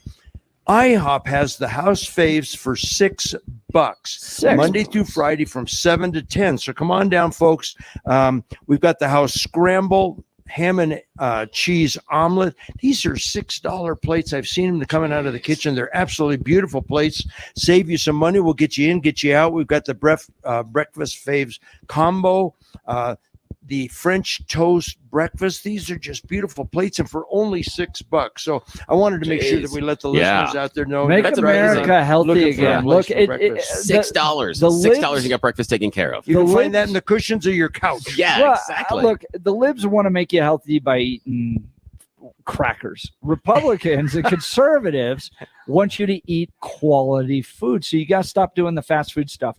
Jeff, you know what your mother told you. Start your day with a good breakfast. Good right? breakfast. Absolutely. I mean, it's eggs. Listen to your mother. Pancakes. It's sausage and bacon. It's the good stuff that's going to help you kick the day off for only $6. Only $6. It's amazing. Beautiful plates. Yeah. Oh, that's wonderful. $6. So come down, hang out with us at the IHOP off of Mississippi and 225. Mike Boyle is here. You can get a chance. He leads the restaurant show over the weekend, so he knows good food. Now, joining us down here also, he's running for Congressional District 6. He's challenging Jason Crow as John Fabricatori. Storied career with ICE, protecting our border, keeping our country safe. We've talked all about that. Yeah, he did MMA. I was asking him to put you in a sleeper hold. Later. Yeah, he could look at me and I'd fall over. You and me both. I would. God give me speed, not strength. So if there's a fight, I can get away very quickly. Excellent. So, John, we've talked. You've been on the show dozens of times. We've talked everything border. We've talked the economy. We've talked why you're different than Jason Crow. We're 1 week out. I want you to talk to the split ticket people. The people that maybe they aren't Trump supporters, but they don't like what Jason Crow's doing in this district. Okay. We know where you stand on the president. Very clear. You're a Republican, but give us your closing argument to somebody that may want to split a ticket on, and they vote Democrat in other ways. Why should they dump Jason Crow and support John Fabricatore? So first off, hello everybody here at the IHOP restaurant. Great crowd out there. Come on down to IHOP and join us for breakfast. Look, the one thing about me is I am a boots on the ground type guy. I'm an operational guy. That's who I've been my whole career. I am not a politician, not some DC elite. I'm not looking to get into this to make some political name for myself. I'm in this to secure America, make our borders more secure, give safety and security to our communities, protect our children. I'm going to go to Congress and work my butt off for this community and for the United States. Jason Crow is non-existent in this community. You can't find him when you need him. Send him packing. Send me to D.C. so you can get someone in D.C. that'll actually do the job and work. Woo! People like it down here. They got John Fabricatore's signs, but you're hosting a sign wave. Right? I am. We're having a little sign waving out there on the corner. I got some Ladies for Liberty, some Cherry Creek Women Club coming down. We're going to do some honk and wave. We've been doing it for 7 days in a row. The ladies have been backing me up. I usually have between anywhere from 8 to a dozen women show up every morning from 7 a.m. to 9 a.m. at different corners. No way. It's been awesome. And the reaction we've gotten has been incredible.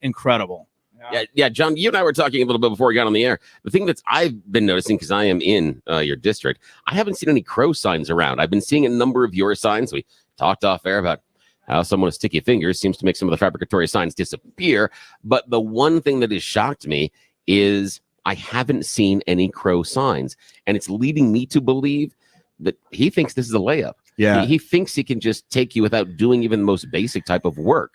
And it's crazy when you look at his fundraising, how much money he's raised, and he's done nothing to really be in this race. He's refused to debate me. I've shown up at debates where he hasn't even sent a surrogate. He's scared of you. Well, he should be. Right. He should be. Oh, that's awesome. And the reason is because I'm going to call him out on the crap that he's been doing in Congress, the bills he has not been voting on and voting on that he shouldn't be.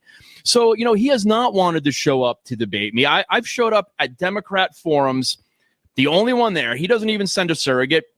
That's okay. Give me the floor. I will talk to any Democrat out there. I will lay down my strategy. I will tell you what I'm going to do. I am not afraid to go into the lion's den. Jason Crow is. Talking to John Fabricatore, he's running for Congressional District 6. His website, if you want to learn more about him, johnfabforcongress.com. That's johnfabforcongress.com. You got 1 week left, John. Yeah. How's it feel? Oh man, my campaign manager just walked in, Madison Meeks, and we've been on the campaign trail for over a year. We I think September is when we really started putting a plan together. I announced in October. It has been really nonstop for this whole year. We've been doing a lot of events, trying to get out and speak as much as possible, and now I'm down to 7 days. Yeah. And it's starting to, I'm starting to feel it now. I'm like, man, all this work I put in, what is it going to bring on election night? I think it brings victory. That's fantastic. Yeah, we do too. People here would like love that. to see you in there. I mean, look, I've been in politics for well over a decade. You got people that really care about constituent work, and you got people that are there to make money. John is about constituent work. At the end of the day, he's about serving the people of Aurora. I've never seen Jason Crow at anything other than partisan Democrat activities. He doesn't spend time with the people. He seems to want to advance a national Democratic agenda, not the needs of the people of Aurora. Absolutely. Bottom line. That is the bottom line, Jeff. And he got into Congress saying that he's a moderate. And when he goes on a lot of these talk shows, MSNBC, CNN, they say the moderate Jason Crow. Jason Crow is the furthest thing from a moderate. He's far left of AOC, left of Cory Bush, left of Pelosi even. This guy lies about who he is so that he can remain in Congress here in CD6. The people of CD6 need to look up his record and send this guy packing. Yeah, and the one thing that I would like to bring up when you're talking about John Fab, and check him out, johnfabforcongress.com, see if he lines up with the things that you believe. The thing that always rises to my mind is the absence of Jason Crow when dealing with the Venezuelan gang issues in Aurora. John Fabricatore was one of the first people to talk about the issue and also, most importantly, ask questions. He wasn't about pointing fingers. He was saying, this is what we're hearing, and I want to know more. When Jason Crow got involved, it was about language, that we were using language that was hurting people's feelings. That's what he was concerned about. He wasn't concerned about the harm that was going on inside the community. He wasn't concerned about the harm that was happening to the immigrants. He wasn't concerned about the harm that was happening to the business owners. He wasn't concerned even about the harm that was happening to the landlords, as absent as they were inside of these apartment complexes. But John was on the ground and asking questions and wanting to find out the solutions. So going ahead, if you're going to make a choice this fall, what's the person that you want serving you? Do you want the person that assumes they know everything, that is going to talk to you about feelings, and that maybe what you're using are the wrong words at this time? Or you want a person going to go and find out what's actually happening, is going to go ask the questions, and at times ask the hard questions from the people that know, and then figure out and come back to you and tell you what's going on? Do you want someone that's going to talk with you? Or do you want someone that's going to talk at you? It's a pretty easy choice. That's good. That is good. Now, John, we only got a minute or two left. Tell us what a former MMA fighter, border security superhero has for breakfast at IHOP. Yes. Well, it's kind of funny. So usually I do a little bit of a fast in the morning. It's part of my workout routine. I stop eating at a certain time at night. Don't eat. So this is very early morning eating for me. And I went with the banana strawberry French toast. And man, right now I got a lot of energy right now. You got all the sugar. And then I had a cup of coffee. I had some bacon. So I'm feeling this rush right now, brother. All righty. So let's get the Hogan thing on. Now, John Fab, I got to check. But this is an important decision here. You got to explain to us. Okay, you got the choices. You can do the waffles, you can do the pancakes, you can do the French toast. Why the French toast? What is it that made you go that direction? Oh, I've always been like kind of that French toast guy. My mom made great French toast when I was a kid. When me and my it sisters always were goes growing back up. to mom. Yeah. So for me, I always go for the French toast. Oh, that's great. And the strawberries and the bananas. That's the right way to dress it up. That is fantastic. So Jason Crow has 1 week left on the job because John Fab is going to replace him 1 week from today. Yes. And then Start packing that you're going to office. see better representation in Congress. That is my hope. If you want to support John Fabricatore, go to johnfabforcongress.com, JOHNFABB, the number 4, congress.com. Swing by. You can meet him live in person here. They're doing a sign wave right on the corner. You can go see the lovely Ladies for Liberty in Cherry Creek, Republican women as well. So it is a lot of fun down here. Meet these candidates, shake John Fabricatore's hand. I got to tell you, Bill, I think the greatest talent God gave me, I honestly believe this, is the ability to recognize other talent. Hey. I got to put Charlie Kirk on stage early on in his career at the Western Conservative Summit. We put Ben Shapiro on. We put Isabel Brown on. Put Matt Walsh on stage before anybody else.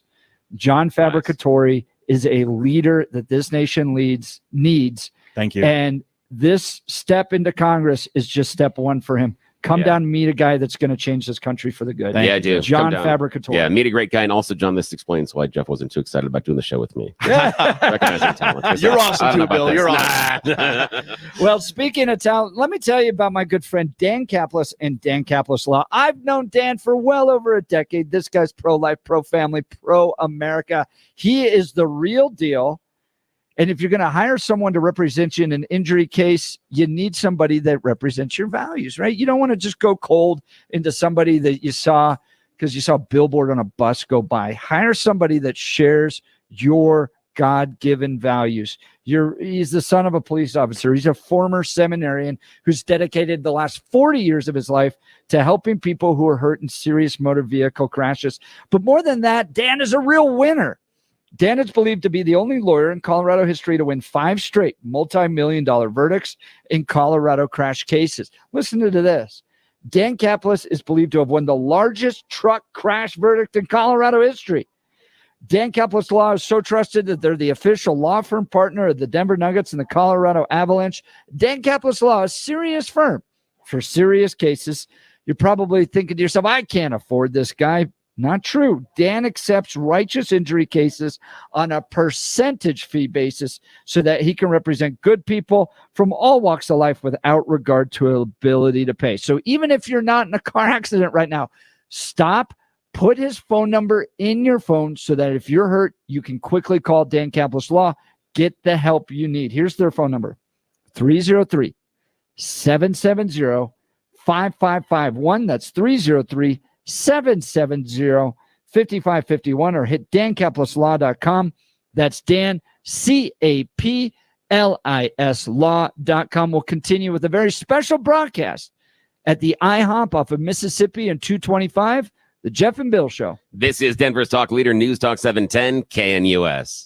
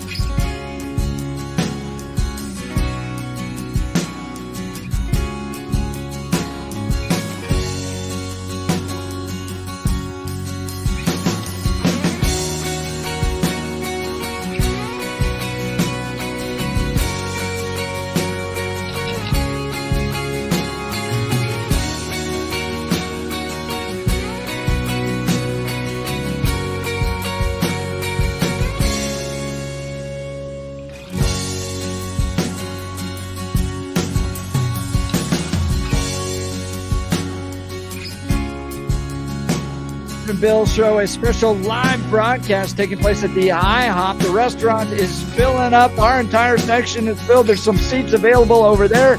John Fabricatori's down here. You can hang out with him 1 week until the election. Come be a part of what we're doing. You're listening to the Jeff and Bill Show. Denver's talk leader, News Talk 710 KNUS.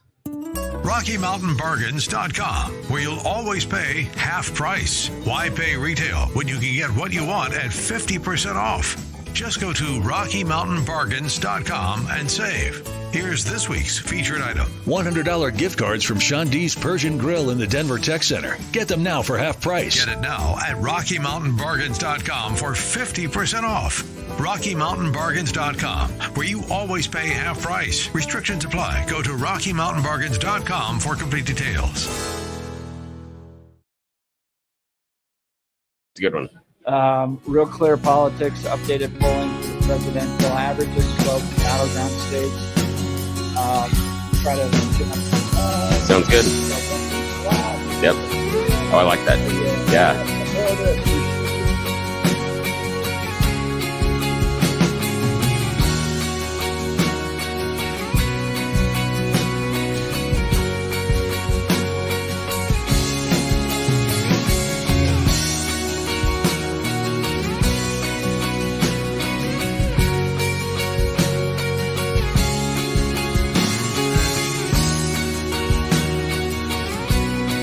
Get the glass.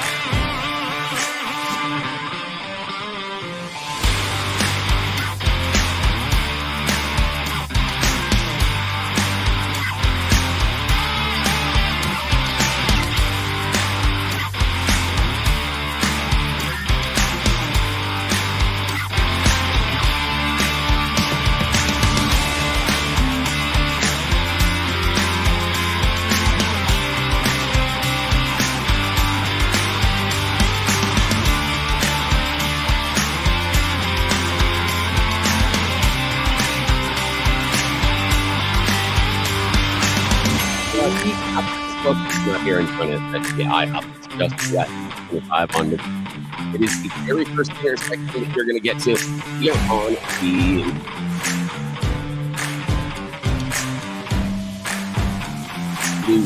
IHOP across the street.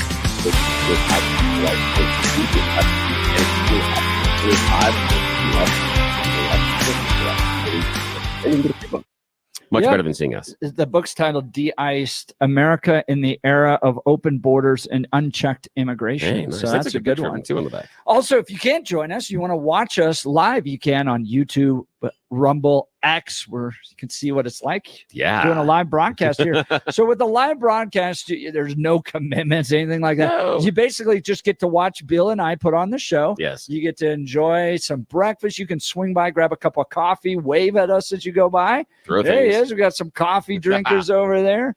I'm on my third cup, and this is filling. Is it? So I'm such a lightweight. I normally do like a you do little bit of yeah. coffee and then a lot of hot water. Yeah. But here I'm drinking just the full steam stuff. So I'm like jittery, Yeah. and I'm just doing soda. This I morning. ordered some food. Yeah. Oh, you did. Nice. I am getting the Reese's peanut You butter cup. are. I was pancakes wondering about that, my with friend. a side of bacon, hash browns. Nice. And I'm on a diet, so I've been very good. You weren't today. But not this morning. Yeah, no, I'm it's okay. diving all in. So- Excellent. I still have not made my choice. That $6 meal that they've got is the house faves. Mike Boyle, who's down here with us, was talking about that earlier. For $6, you can get a hot, fresh breakfast with us today at IHOP. Think about the drive-thru. Think about running to the Starbucks. You're going through McDonald's or something like that. It's going to cost you a lot more. Heck, you're going to pay $6 just for your coffee. Milkshake. Coffee at Starbucks alone. It's a milkshake. Be honest with us. It is a milkshake. You're just paying more than $6 for that milkshake. Here, they're going to give you got the coffee, and you have got a $6 hot, ready meal for you. And they're going to prepare it fresh based on your order. $6 is going to send you down the road. That's better than you can do at any one of those fast food places. And plus, you don't have to eat in your car. So come hang out with us at IHOP this morning. I want to get into, just after the news and comment with Blake Olson, the Real Clear Politics averages as we are 1 week out. How do you feel about your candidate? Oof. And give us a call. What's your closing argument? Oh, yeah. Why should Donald Trump be president? Why should Kamala Harris be president? You have 7 days left. I am handing you the microphone so the people of Denver can hear. What is closing the argument? closing argument? This is a big consequential election. Yeah. And you're in the home stretch. We're not going to see a You're in lot the of home polls, stretch. and you've got to close the deal. And that's the question. That's why Donald Trump was out at Madison Square Garden. That's what Harris was doing in Texas recently. Yep. They're trying to close the deal. So are they going to be able to do it? What are the messages that are resonating with you? What are the things that you think? And maybe even tell us, what are the mistakes that you're seeing from a politician, either your Yes. own or the other one? What's the one that you're saying, this is the mistake they're making, and this is why they're going to lose? Running around calling half the country Nazis. Yeah. Probably not the best, in my opinion. I think Kamala Harris is messing up big time on that. But give us a call, 303-696-1971, 303-696-1971. Phone lines are open, or text us on the Dan Caplis Law text line at 720-819-5115. Let's check in on news and comment with Blake Olson. Good morning, Blake. Hey, good morning, guys. Glad you're having fun and enjoying the Yeah, my IHOP. breakfast is better than yours. Sorry, dude. Hey, you Yeah, haven't you seen ain't mine having yet. Reese's Come on. I went to Pieces IHOP early this pancakes. morning up here and brought it home. No. Oh, did Yeah. you? Good Yeah, for no, you. I'm just joking. I'm yes, sure your wait. breakfast is much better than mine. I agree Yeah. with you. Enjoy. 47 and sunny in Denver, expecting a high of 65 today. The 7-10 5-day forecast coming up. Our top story, former Trump advisor Steve Bannon has been released from prison 1 week before Election Day. Bannon walked out of the federal lockup in Danbury just before dawn. His daughter, Maureen, picked him up. The right-wing podcaster served 120 days for contempt of Congress, specifically for failing to comply with its investigation into the January 6, 2021 U.S. Capitol riot. He says he'll re-energize his War Room podcast to get Trump voters to the polls. I'm Michael Kastner. A lot of ears will be on that today. The fake media overblowing the roaster, the comedian, and the joke at the Garden over the weekend, as Jeff and Billy were just talking about. That's all they have, grasping at straws, those evil MAGA people of all colors and backgrounds.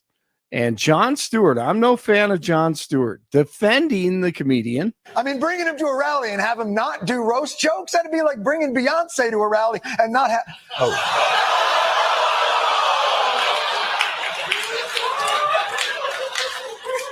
Yeah, that was a good one. Beyonce never performed in Houston. Kamala Khan was down there, and Beyonce comes up and gives her a hug and didn't perform. Good one. I like that one. Kamala Khan has a major speech planned for today in the nation's capital. An estimated 20,000 people are expected to gather near the White House to hear what organizers are calling Harris's closing argument to voters. It's the same location where DJT spoke on January 6th. Remember that, 2021, ahead of the Capitol riot. The con will try to look presidential and really serious. The Shannon Sharp podcast dropped on Monday with Harris, the interview. She could say anything to him, and Sharp would have agreed. It was painful. Federal policy to say, you all fought for our country. We're going to give you a boost around helping you buy homes. But those black servicemen, and it was mostly men, those black servicemen did not. That is not true. So you had then a time when there was a boost for, it ended up being not for black service members. So part of my policy is to, one, create a fund so that we will give a $25,000 down payment to first-time homeowners. Who pays for that? To just help people get in the door. Us. We will deal with the rent issue, because part of what we're seeing in Atlanta, in places across our country, is these corporations are buying up all these properties, which means then that they don't have to deal with competition between the properties, and they're jacking up rent costs. Oh yeah, they're jacking. Those corporations are funding the Democratic Party. Majority of them. DJT will have a news conference this morning from Mar-a-Lago later in the day, off to Key Swing State, Pennsylvania. Congressional candidate Lauren Boebert on with the fellas this morning from CD4, of course, and she says the state wants to see change at the top. I am hearing this everywhere I go. Today, I'm headed down south to Bent County, and I'm looking forward to seeing the folks down there. But we've got to keep the momentum up, because it's just 1 week, and we still have many, many ballots that need to be returned. McDonald's reporting better than expected third quarter earnings after an E. coli outbreak affected a number of restaurants, including several in Colorado. One Coloradan died. The company posted revenue of over $6.8 billion ahead of the opening bell on Wall Street, up 3% year over year. The effects of the outbreak, which sickened dozens, won't be reflected until the fourth quarter results.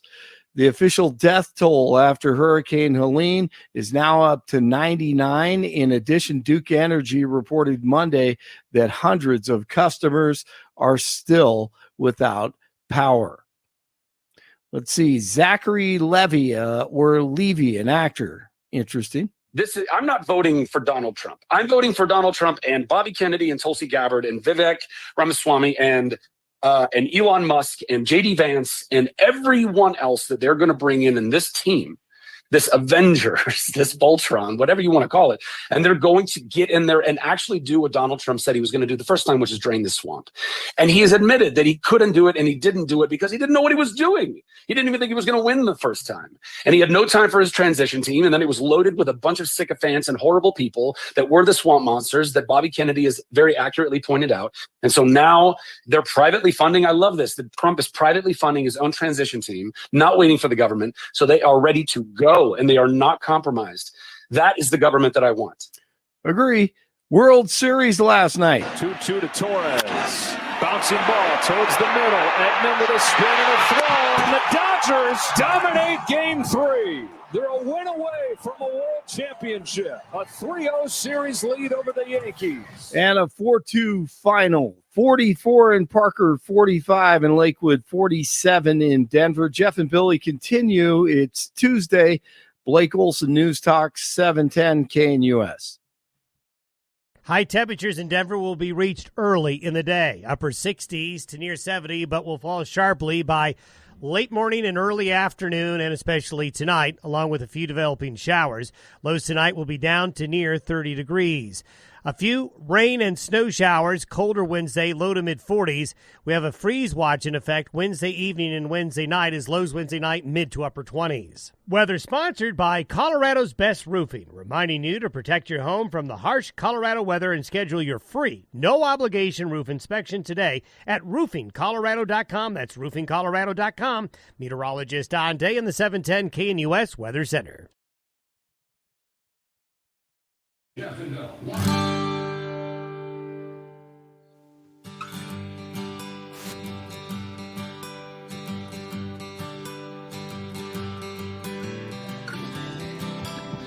Welcome back to the Jeff and Bill Show on the special 1 week before life-changing election.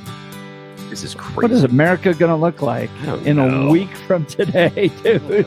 And we got to remind everybody that Peter Boyles is going to be doing a very special election night broadcast. So he's going to be hanging out with you, doing all the election night stuff.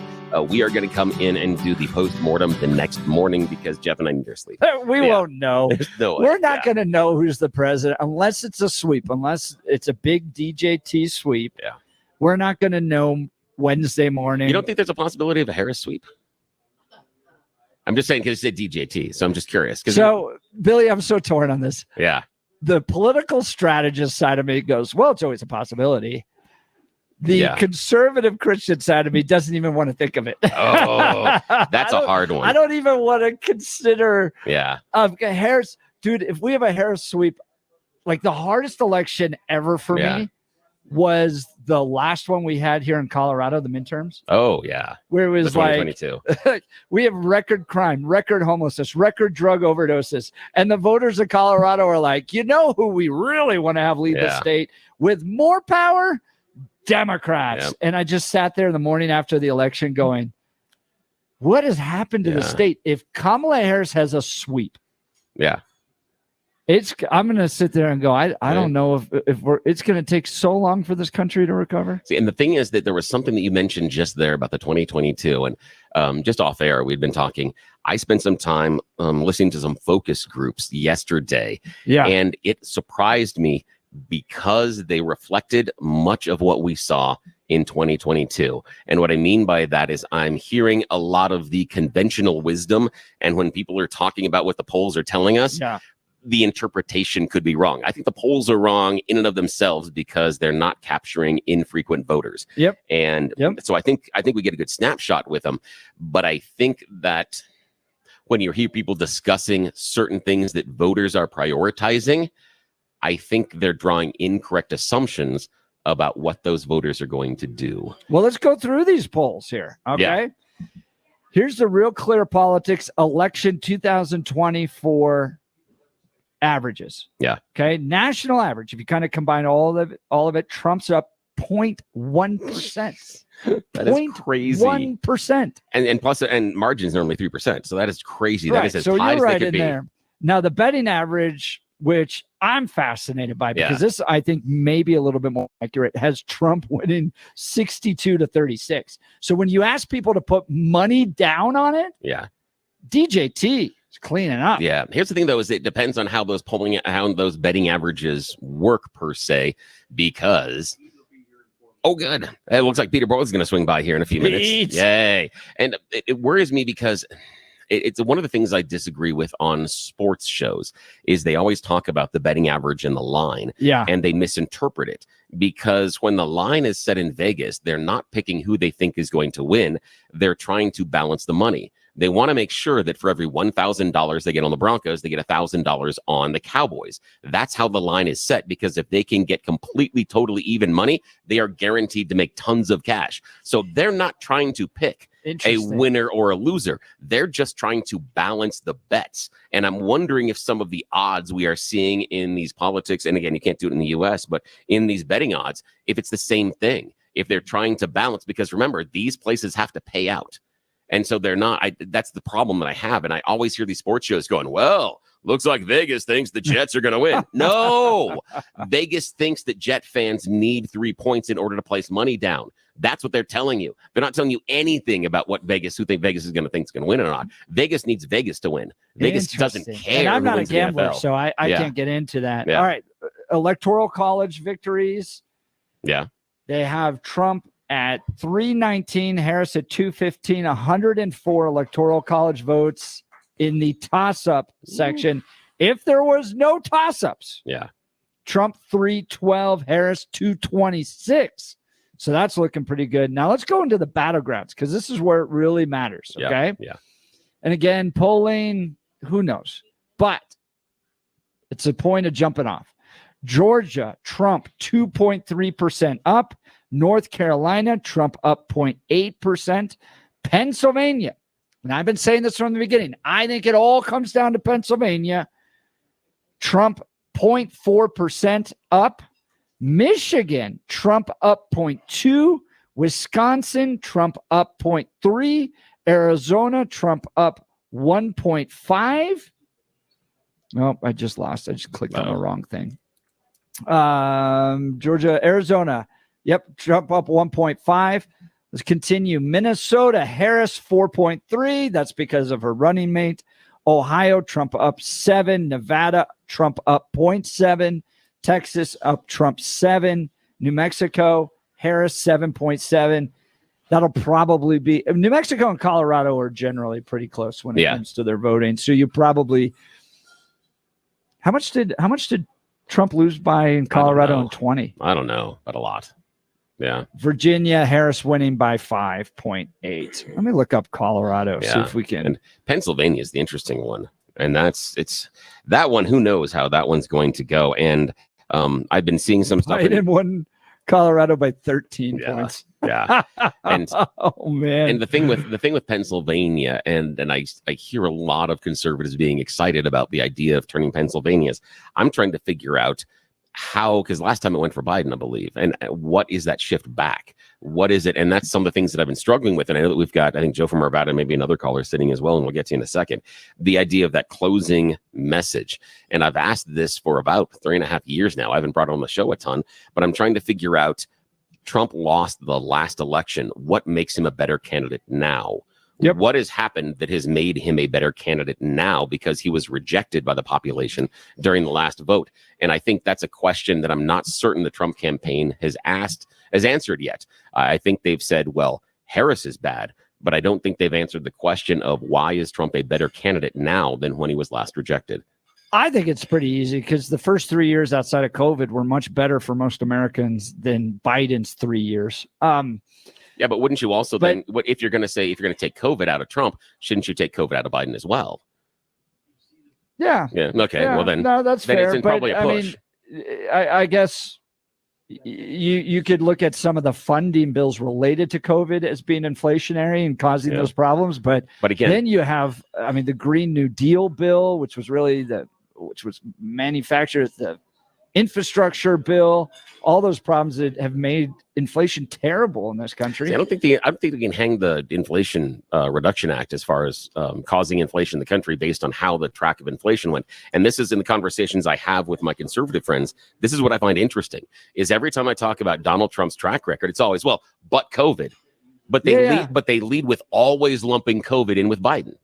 It's never equal. It's never an equal comparison. I was lumping COVID with Biden, but you said the Biden first 3 years. That would include COVID. You were willing to discount the last year of Trump, but not willing to discount it for Biden. And again, I'm not throwing rocks at you. I'm just saying but I think there's other stuff that Biden did that was a lot that contributed to the problems that our country's facing that are outside of COVID, like the Inflation Reduction Act and the Infrastructure Act and all of the spending that took place. Well, but if it was, in addition to what he was planning to do with if COVID. the inflation caused the spending, we'd have to figure out how the U.S. spending caused inflation worldwide. And if the spending caused inflation, we then would also have to rectify why inflation is now below 3% right now. That would be the thing. So if it's the spending, well, the spending is not causing the inflation. And in fact, the inflation has gone backwards. So if it was the spending, don't you then have to give them credit for curtailing the spend, curtailing the inflation. And if we're worried about the inflation, why would we support Trump, whose one major economic policy is guaranteed to make inflation go wild? The one thing he's outlined is guaranteed that inflation is going to go nuts. And so why would we choose that? Why would that be the economic I disagree. argument? I'm not sure that it will. We'll have to see. But let's get to the phone lines. We got 1 week left to continue this battle between Billy and I. By the way, Pennsylvania went to Joe Biden by 0.01%. Yeah, exactly. And so I'm curious about what I think it's swinging back to Trump. And if he's locked up Pennsylvania, DJT number 47, which is what I'm looking forward to. But let's go to the phone lines. Joe Arvada, good morning. You're on the Jeff and Bill Show. Good morning, Jeff. Good morning, Billy. Good morning. I was going to make my closing argument up front, but since you said nobody answered, I could probably spend the rest of this show explaining why Donald Trump is a better option now than he was 4 years ago.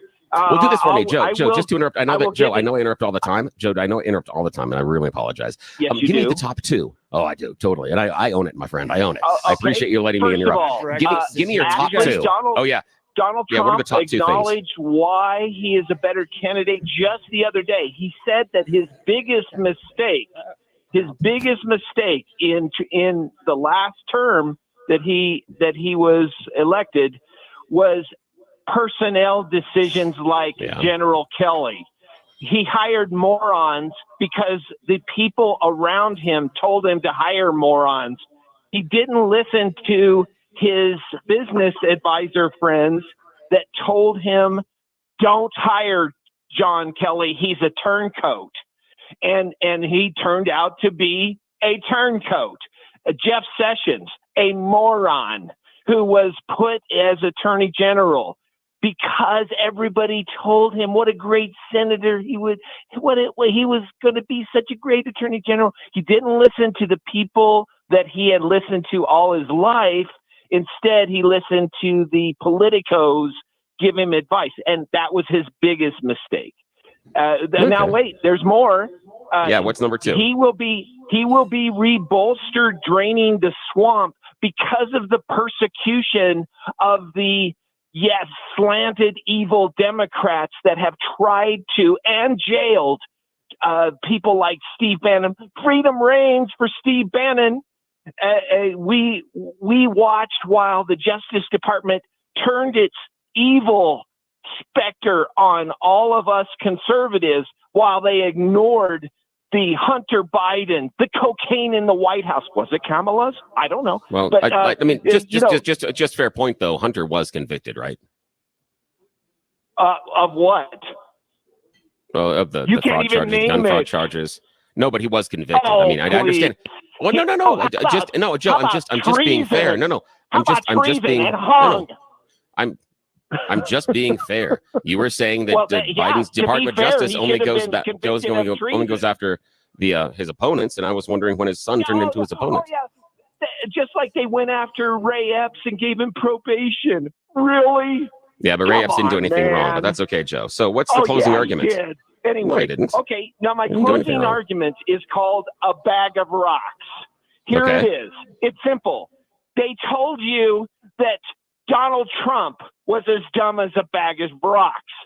But in every person's mind, we all know who is as dumb as a bag of rocks. But they're telling you that when you look and you decide who is dumber than a bag of rocks, they say you're dumber than a bag of rocks. Well, here's the thing. I believe that even in Colorado, I'm still hopeful that the electorate is not dumber than a bag of rocks. And here's the thing. If you're a male, I hope that you can look down and see that you have a bag of rocks. So get up your gall and go and hold your nose. I know you don't love Donald Trump, but look at the field around him. Elon Musk, every conservative that is at least worth their salt. And here's the final thing. If you don't think that these Democrats are cheating, even after you saw they tried to put in 2,500 illegal applications in a swing state, and that they admitted on tape how they stole the 2020 election. It's up on the video. You can watch it. How they did it in Georgia, how they did it in Atlanta. If you do not think the Democrats, I'm just finishing. If you do not think that the Democrats will try to steal this election, you are dumber than a bag of rocks. Nice close, Joe. I appreciate it. Nice close. That's nice. Joe from Arvada joining us this morning. We are out at IHOP, just west of 225 on Mississippi. Come on out. They've got a $6 breakfast.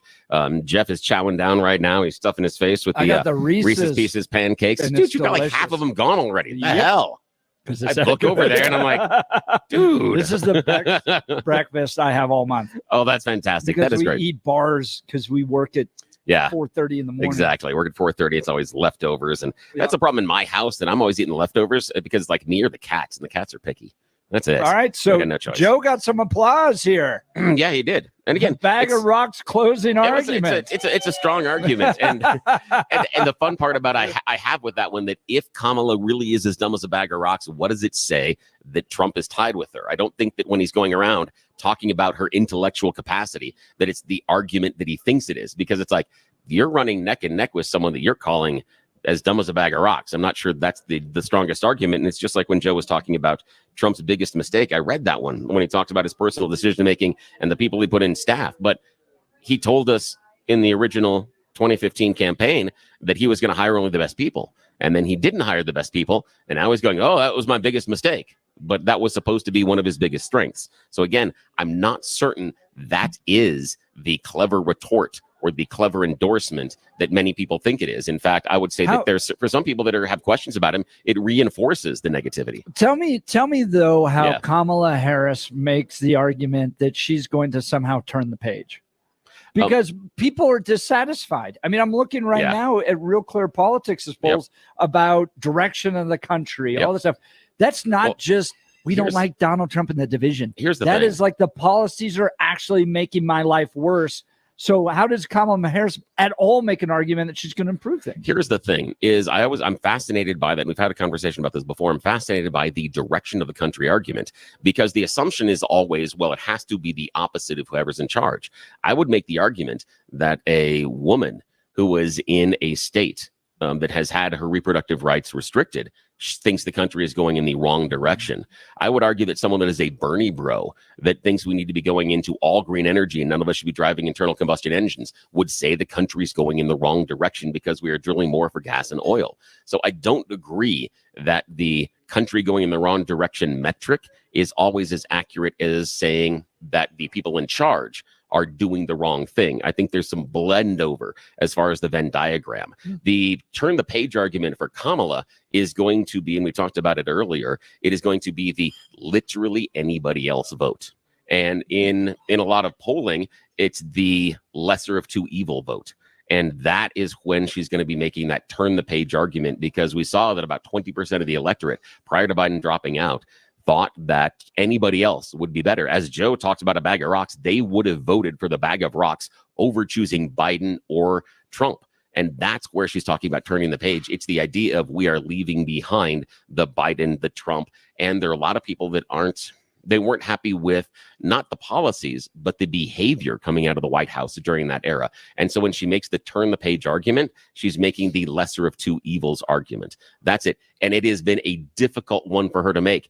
If I was in that strategy meeting, I would have said, there's no way in heck we could ever pull this off. I can't believe that she is able to pull it off, but that's what they're going with. They're going with the fact that you don't want to have him again, and we're not having Biden again. She was never able to articulate until after the Disastrous View interview, where she said, well, there's nothing I would change about Joe Biden. And then she came up with the claim, this is going to be my presidency. It's not going to. So her handlers clearly got a hold of her and said that it's a horrible people answer. aren't happy right now. You can't just keep going. Yeah. And it comes out of her sense of loyalty to Joe Biden. I get absolutely it. It is. Absolutely. Like that's, but yeah, she should have had a conversation behind the scenes saying, listen, I got to toss you under the bus. This is not personal. This is politics. Yeah. Like, you and I are still good. You know, we can come and break bread afterwards. And you say whatever mean things you want about me, saying I wasn't a good vice president, whatever. But we got to make this happen. And in order to do this, I'm going to throw you under the bus. I just got to him beforehand and say, this is we talk about in wrestling, a work versus a shoot.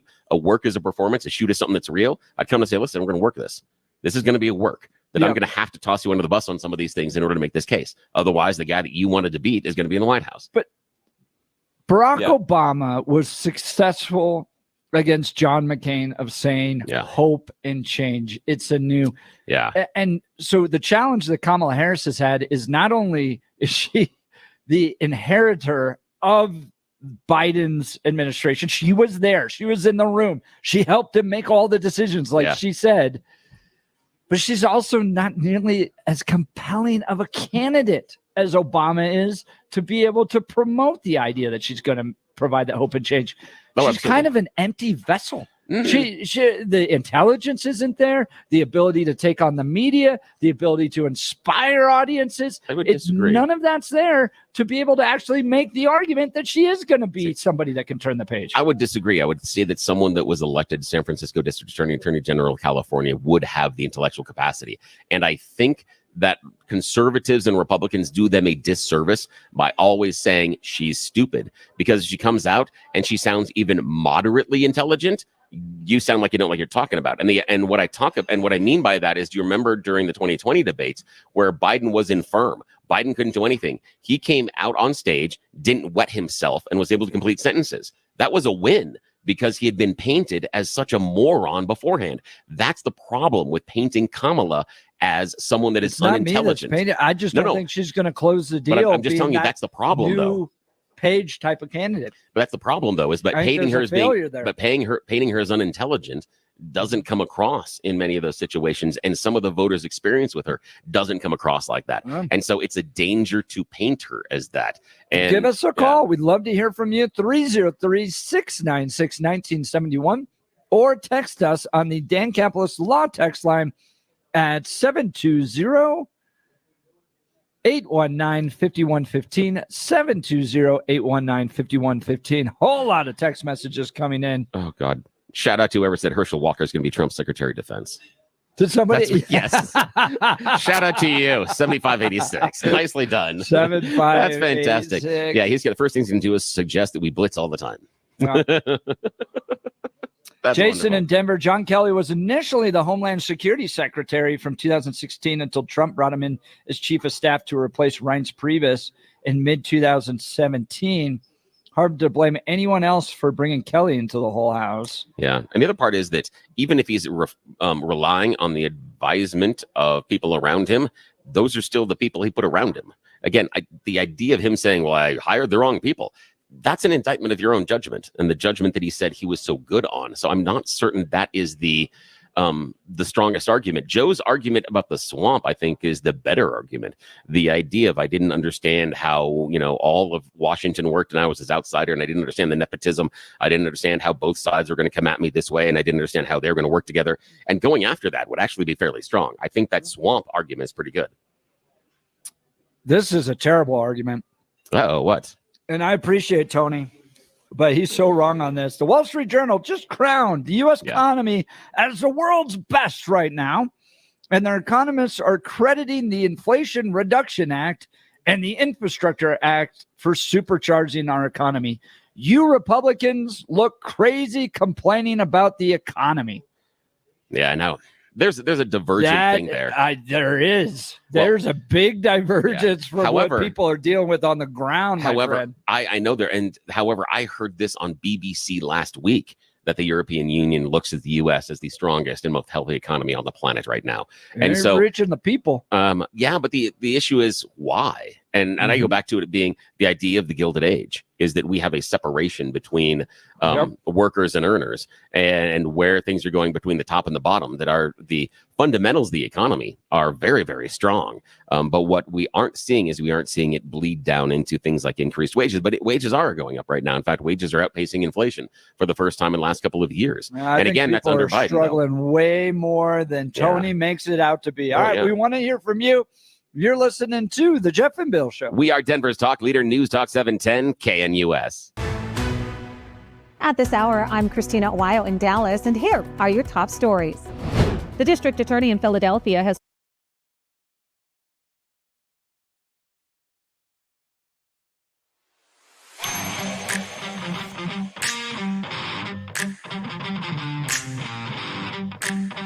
lawsuit trying to stop Elon Musk's PAC from giving out $1 million in prizes to registered voters in battleground states who sign a petition.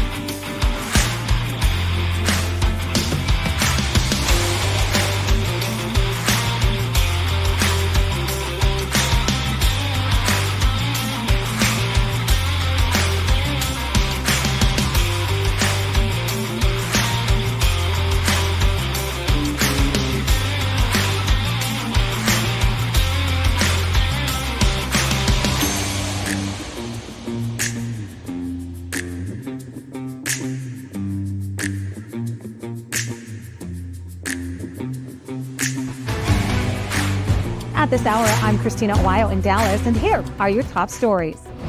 The district attorney in Philadelphia has filed a lawsuit trying to stop Elon Musk's PAC from giving out $1 million in prizes to registered voters in battleground states who sign a petition supporting free speech and gun rights ahead of the presidential election. The top prosecutor is calling the giveaway an illegal lottery that's enticing residents of Pennsylvania to share personal data, which allegedly violates state consumer protection laws. After the lawsuit was filed, America PAC posted a Michigan resident who won the $1 million prize and asserted they would continue to hand out awards every day until the election. Last week, the Biden-Harris DOJ sent a letter to the PAC warning them that the giveaways may violate federal law. Cybersecurity firm CrowdStrike is suing Delta Airlines in Georgia after a faulty software update sparked a global outage in July. The incident led to worldwide flight cancellations and hit industries including banks, healthcare, media companies, and hotel chains. CrowdStrike said it sued to make clear that it did not cause the harm that Delta claims and that Delta repeatedly refused assistance from both CrowdStrike and Microsoft. CrowdStrike is seeking legal fees. Delta, which filed a lawsuit on Friday, called the faulty software update from CrowdStrike catastrophic and said the company forced untested and faulty updates to its customers, causing more than 8.5 million Microsoft Windows-based computers around the world to crash. In Dallas, Christina Weil, Salem News Channel. RockyMountainBargains.com, where you'll always pay half price. Why pay retail when you can get what you want at 50% off?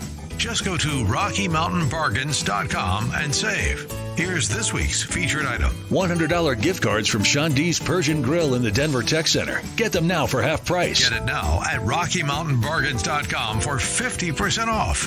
RockyMountainBargains.com, where you always pay half price. Restrictions apply. Go to RockyMountainBargains.com for complete details.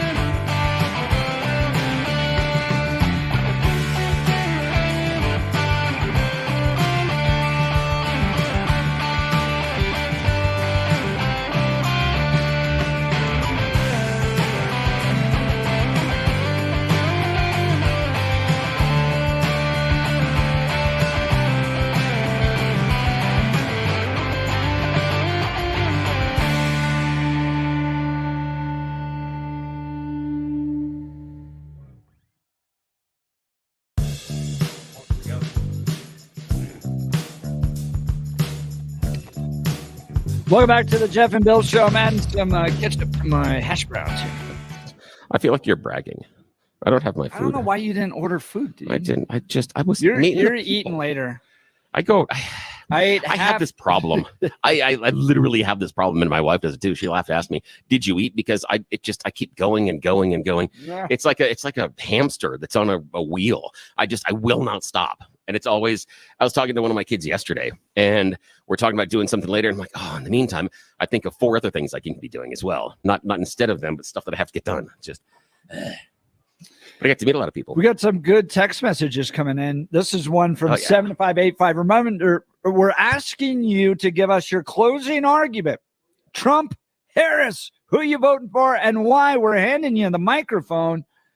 Give us the reasons why. Here's a great text message. I'm voting against Kamala for 4 reasons. 1, the vaccine mandates that Biden tried to force are terrifying to me. Amen to that. Number 2, the border. Who knows who's crossed? Number 3, Biden is trying to forgive college loans. Good reminder on that. Number 4, Democrats seem to have a compassion for Hamas and Gaza. I'm voting against the Democrat machine, not so much voting for Trump. You know, that's interesting. Here's the thing is, I think there are 2 things that are going to play in this election. The first one and foremost is going to be turnout. This will be a turnout election at its core. The next is, this is going to be a vote against election. Yeah. I'm firmly convinced that this is not going to be a bunch of people going out voting for Harris or going out and voting for Trump. This is going Not to be Obama 08. Yeah, no, this is going to be a vote against. And got to be honest, that's what worries me about the GOP ticket, is because the largest group in any election demographic that I see is the no Trump people. And that covers a wide variety of demographics for a wide variety of reasons. And those demographics do not even agree with each other.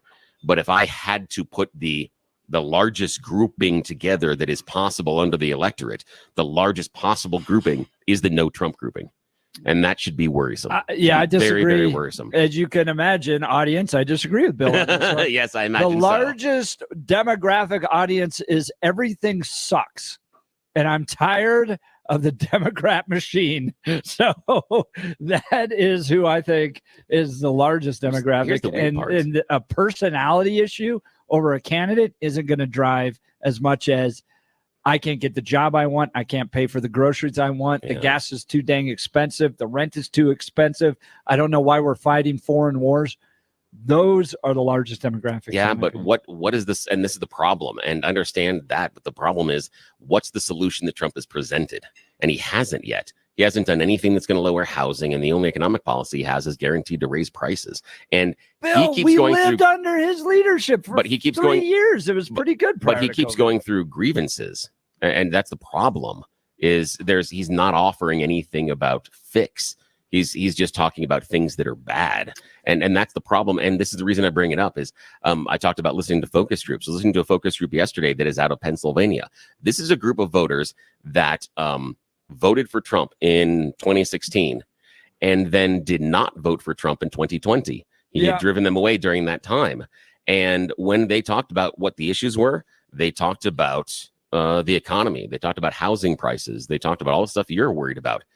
Guess who they're voting for? They're not voting for Harris. I don't believe. Are. No, they are. Yeah, it came out of their mouths. No, they are. No, Jeff, it came out of their mouths They're in the hired, focus paid group. actors. That's fine. You can believe what you want. But here's the thing: is if you need to say they're hired, paid actors, that's a thing that's a rationalization, and that's the problem that I think people are not realizing is that there are people out there that are going to hold on. People that voted for Trump in 2016. Yeah, didn't 2020. Didn't like the economy in 2020. They didn't. Harris? They didn't vote for Donald Trump. So this is the idea: is focus group they didn't like the economy from 16 to 20. No, this focus group was looking at is Donald Trump being able to pull them back into the fold because they had left him the first time, but they are open to voting for him, and that's why I'm questioning why did they leave? They left because they didn't like Trump's economy. No, they didn't like him. They didn't like him, and some of them, they didn't like him at all. And so it was more of a personal choice. It was a personality choice. And so what has been coming back, and what's going to bring them back? And this shocked me. Is I'm listening to the beginning of this, and they are all complaining about economy, housing, education prices, everything we list. And I'm looking at this going, wow, here's a group of people that are going back to Trump. Yeah. To a T, Harris. Do you think that's one of an them. adult decision though? It depends on what you're talking about. Like, being adult. like if you're like, I don't like the guy's personality, my pocketbook stinks, everything's down for like you just listed all of those complaints. Yep. About things that actually affect your life, and you're like, I don't like the way the media treats him and the divisiveness, so I'm not going to vote. Here's the thing: is what you're doing there is they're not talking about those emotions that drove him away from 2020. They're talking about bringing him back. Yeah. That despite what's going on right now, they still can't get under the tent That's with why him. I'm asking. Yeah. Is it an adult decision? Yeah, it is. I don't think it is. I think it's a I lesser think of two suck evils. it up and vote for the guy, even if you don't like him. Our country needs to be saved. I think the issue, though, is your relative idea of saved, and that's kind of the question there is because what does that save look like? Does the save look like mass deportations? Does the save look like higher prices for you and I? No. Does the thing look like that's what Better Donald Trump economy. wants, though? I know that's what you think he was. No, All right. that's the only thing he says is tariffs, and tariffs are guaranteed to raise prices. They have to. We've That's how got they to work. get to Robin here in a second, but we're up against a commercial break. We're going to continue with the Jeff and Bill Show. This is Denver's Talk Leader, News Talk 710 KNUS.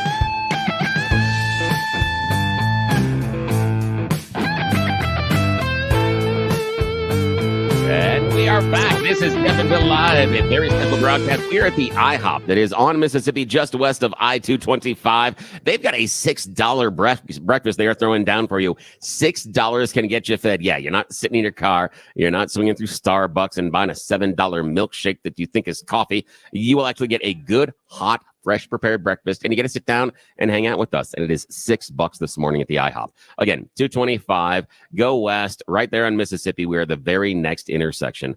Now we have a special guest join us right now. Robin is coming over, and we're going to talk a little bit about she's the politics. president of Heather Gardens Republicans Hey, Club. I go by there all the time. Congratulations. Right. So, Robin, give us your closing argument on Trump. Yes. All right. Well, my closing argument comes from a Democrat, actually. For Arapahoe County Republican Party, I have been the east side of the distribution of Trump signs, which the party itself bought 800, and we had a whole bunch of folks that got us over 1,000 signs, and they are all gone.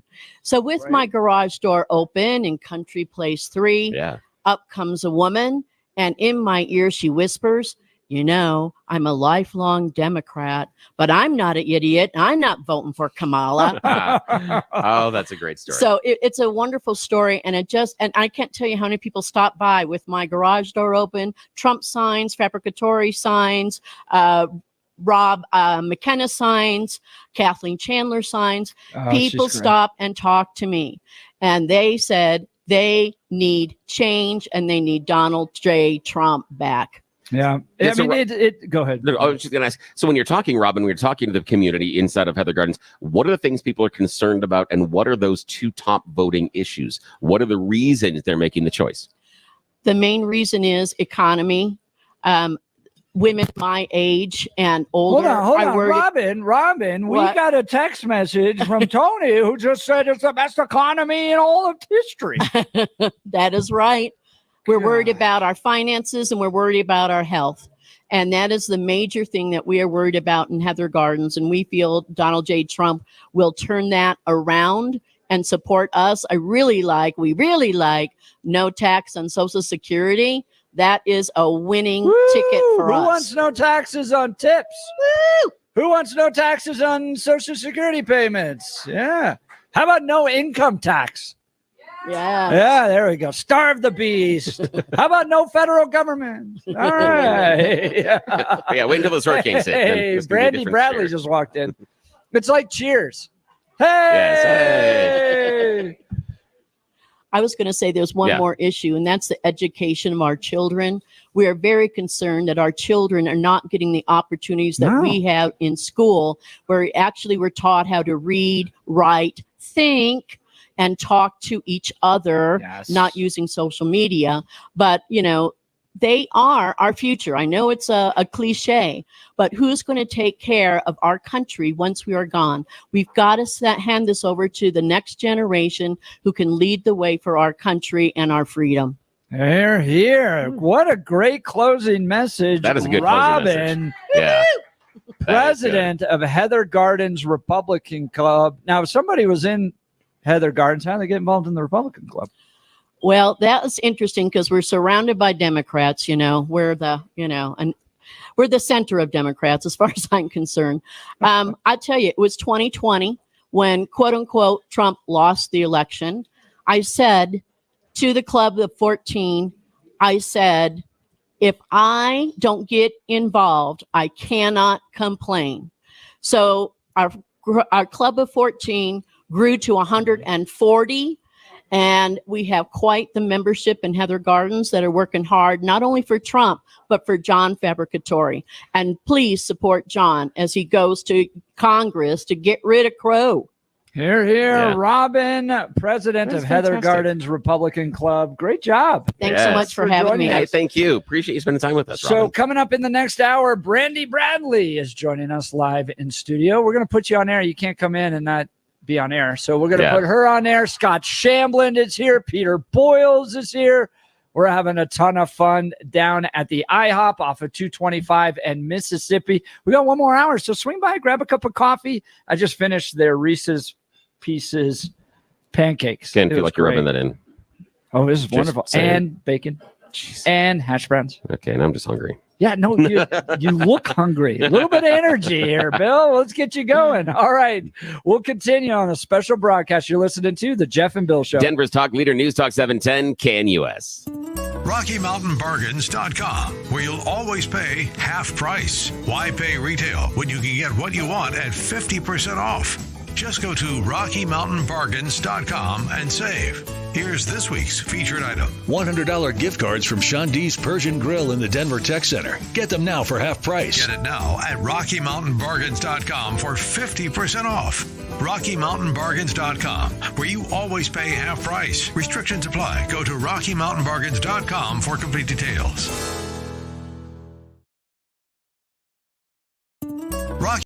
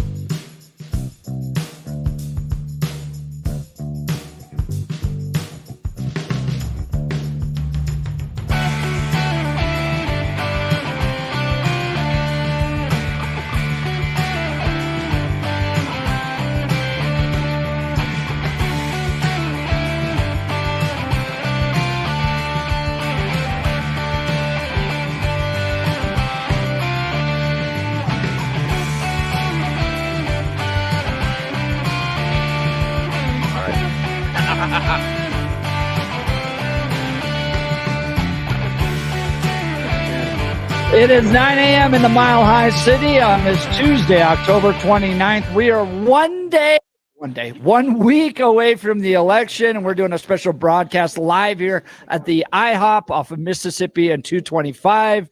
Brandy Bradley just walked in. Yeah. Hey. She's got a lot of love in the audience there. But she was asking a question. She goes, I said, you got to come up and do an interview. She goes, well, it seems like Billy might be a little hangry. No. I'm a little disappointed that Jeff figured out how to eat during this thing, and I haven't figured that one out. I just asked for it. Well, I know, but you were able to stuff your face during the show. I'm like, that's a skill, my friend. That's a skill. I haven't mastered that one yet. So I'm happy because I'm full of IHOP. I know. Billy, so jealous. The more independent. Yeah. You know, maybe the election's not going the way he wants it. The food, he hasn't had anything to eat. So we're going to put him on Brandy Bradley. Absolutely. And let them debate back and No, forth. not at all. I'm angry, so let's do this. Excellent. She's going to join us in just a second. We've also got Scott Shamblin on the no on Amendment 79 in the House. So we'll bring him up. Pete Boyles is coming here up too. as well. Mike Boyle. We've had people coming in all day. John Fabricatori was here a little bit earlier. Shumay, she ran for school board not that long ago. She's in the House too. So it's like cheers. We're just hanging out with our friends, helping a local business, improving the economy of Colorado because the Democrats are doing everything they can to slow it down. And IHOP will feed you for $6 this morning. They've right. got these deals going on, the house faves. You can pick out of their 5 house favorites, then you get pick off the menu. $6. Think about it. What are you spending when you roll through that fast food place? And you're eating in your car. You know how that is. And you end up with stuff all over your clothes when you finally get to work. Here you can sit down and take a little bit of time and get fresh, hot coffee and delicious freshly made breakfast and a little bit of relaxation. It's not what you're going to get going to Starbucks. You're going to pay like $7 for that dumb coffee that's really a milkshake. Come on in here, hang out with us, and enjoy breakfast for $6. And, it's not going to take a bite out of the wallet. We've got a whole lot of I just looked. Wow, Yeah. a lot of text messages coming in. Oh, yeah. All right. You're welcome Don't to like join me. the conversation. Give us a call, 303-696-1971, or text us on the Dan Caplis Law text line at 720-819-5115. After news and comment with Blake Olson, Brandy Bradley, state representatives joining us. But first, news and comment. Good morning, Blake. Hey, good morning. Sounds like you guys are having a great time. Great show. 47 degrees and sunny outside in Denver. Expecting a high of 65 today. The 7-10 5-day forecast coming up. Our top story. I mean, bringing him to a rally and have him not do roast jokes, that'd be like bringing Beyonce to a rally and not have.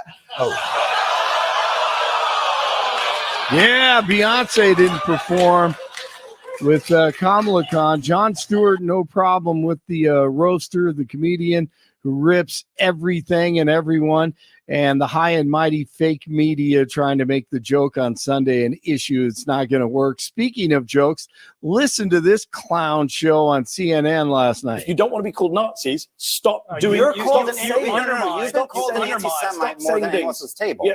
And people By sit there you. and no, by me. I never called you an anti-Semite.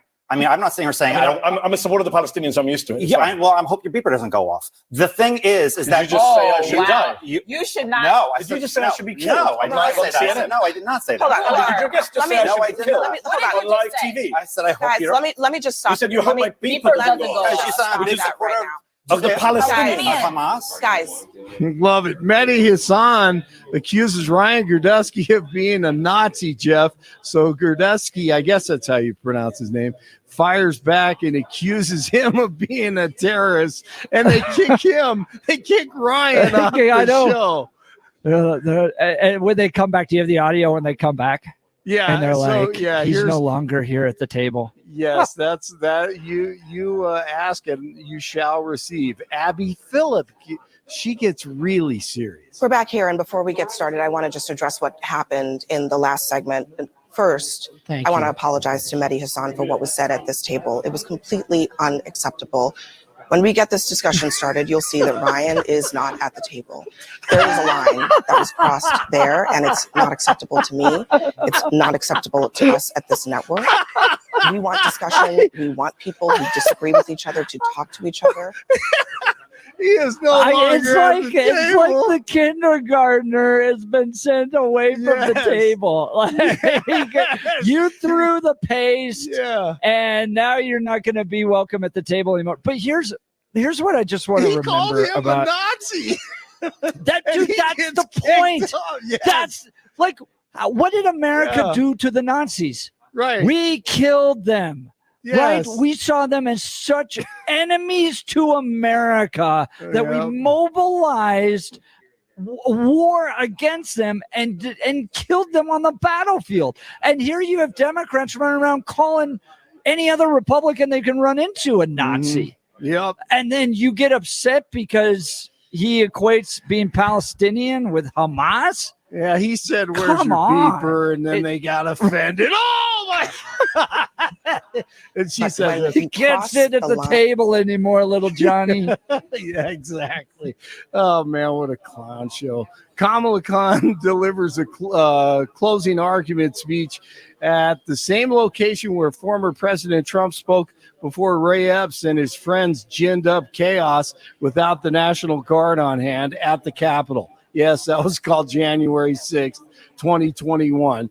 Kamala Khan on with former Broncos tight end Shannon Sharp on his podcast called Club Shay Shay. And you know what? Shannon knows about sports, football, comedy, hard liquor, not policy. Knowing that we also have the honor and the duty of excelling in every way possible, being able to see what is possible and not be burdened by other people's limited ability to see the same.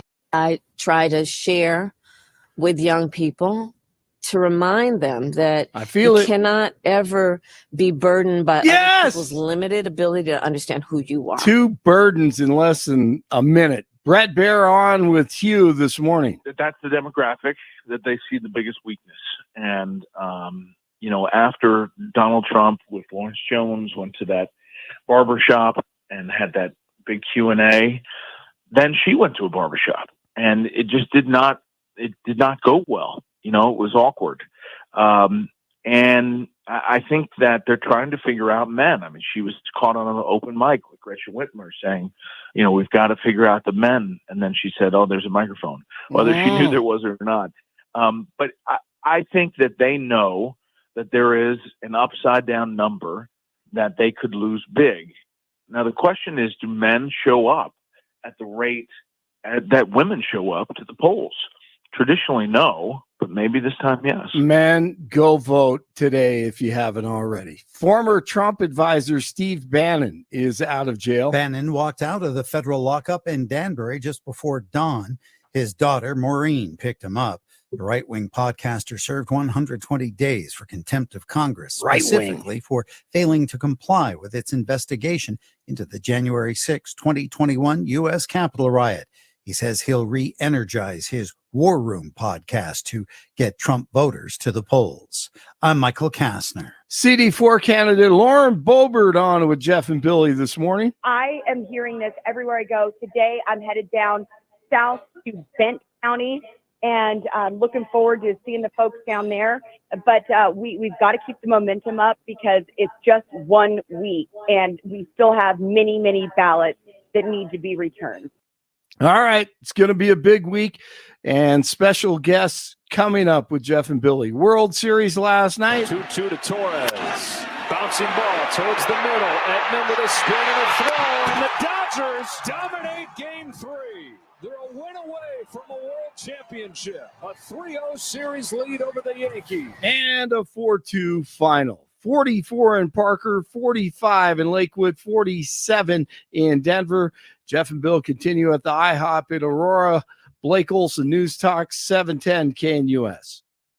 High temperatures in Denver will be reached early in the day. Upper 60s to near 70, but will fall sharply by late morning and early afternoon, and especially tonight, along with a few developing showers. Lows tonight will be down to near 30 degrees. A few rain and snow showers, colder Wednesday, low to mid-40s. We have a freeze watch in effect Wednesday evening and Wednesday night, as lows Wednesday night mid to upper 20s. Weather sponsored by Colorado's Best Roofing, reminding you to protect your home from the harsh Colorado weather and schedule your free, no-obligation roof inspection today at roofingcolorado.com. That's roofingcolorado.com. Meteorologist Don Day in the 710 KNUS Weather Center.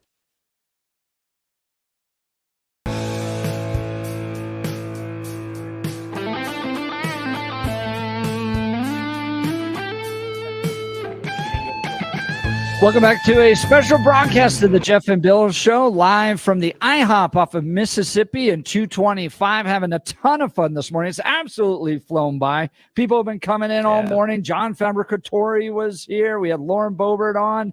We even did a call all the way from Israel in the 7 o'clock hour. That was cool. Now joining us, she swung by. It's like having Norm walk in. Yeah. Hey, Norm, to cheers. She's one of the best down at the Colorado State Capitol, advocating for freedom, liberty, and limited government in the state of Colorado is Brandy Bradley.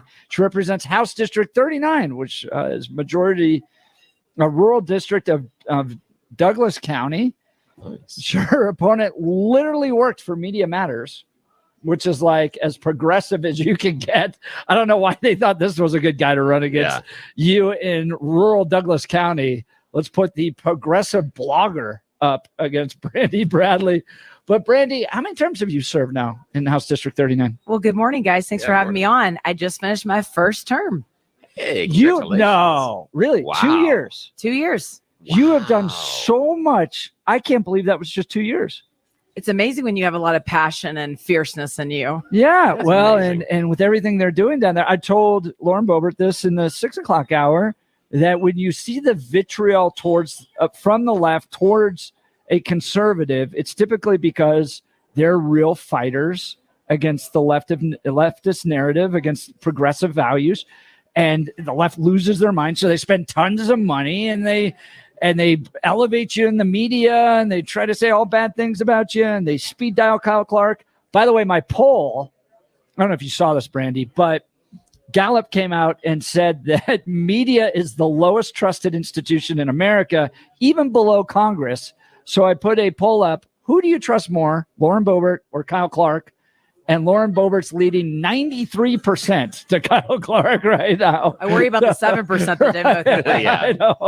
I know. So, I mean, but you faced a lot of opposition your first 2 years, and you're running again for another term. Tell us about that. Yes, I faced a lot of opposition because I called Democrats out for their votes when they voted against my anti-trafficking bill to put pedophiles in jail for 4 to 8 years in the state.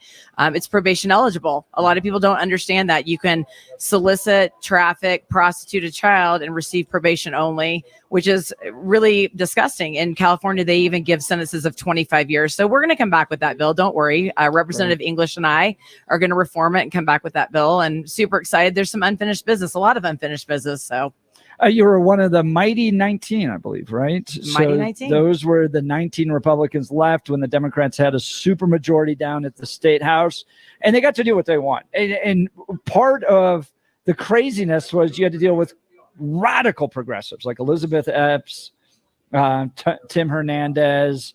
Those were always interesting characters. Democrats seem to have tried to clean house a little bit. But give us your projections. How's Rose Puglisi doing, the House Minority Leader? Are you going to see victories this fall? Is it going to be the mighty 20, 21, 25? Oh, I'm hoping for 10 new seats is what I'm hoping for. So nice. Glass half full. I think that the people of Colorado are sick of being number one for all the bad things: property theft, auto theft, cocaine use, rape, assault. I mean, the list goes on and on. When you're leading California in some of those statistics, then you know it's really bad.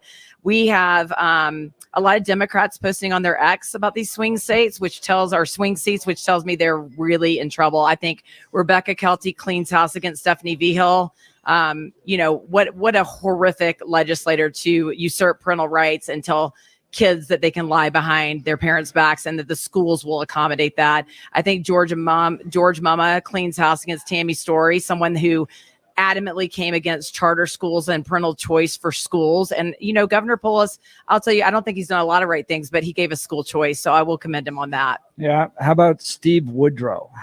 Would Woody Woodrow, any chance we might not see him there anymore? I don't think so. You know what? Steve Woodrow, I know this is going to be crazy. We have made some amends, actually. Really? Yeah. No way.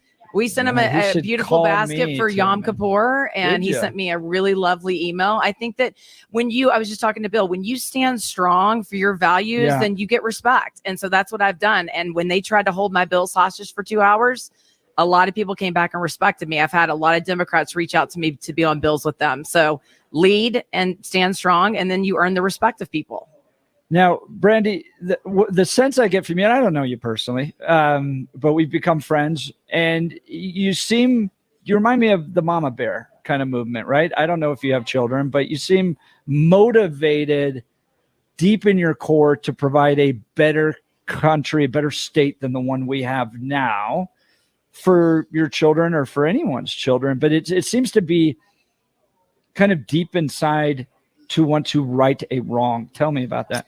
So I have 4 boys, lost my only daughter to stillbirth. People ask me all the time, what is your calling in this? You make $40,000. I make 6 figures as a physical therapist. It's the same as Donald Trump. We don't have to do this. We love our country. We love our state. I think Colorado is worth saving. I think it's worth for my children to grow up here, my grandchildren to grow up here. And I'm just an adamant fighter. I don't think boys can be girls, girls can be boys. And I don't think that there is a space where boys should play against girls in sports. I don't think there's a space where men can be women and rape women in prisons. I mean, we have got to stop this nonsense. And I am going to go to the Capitol these next 2 years. If you thought my first 2 years were crazy, y'all all better buckle up because I'm ready to fight like I have never fought before.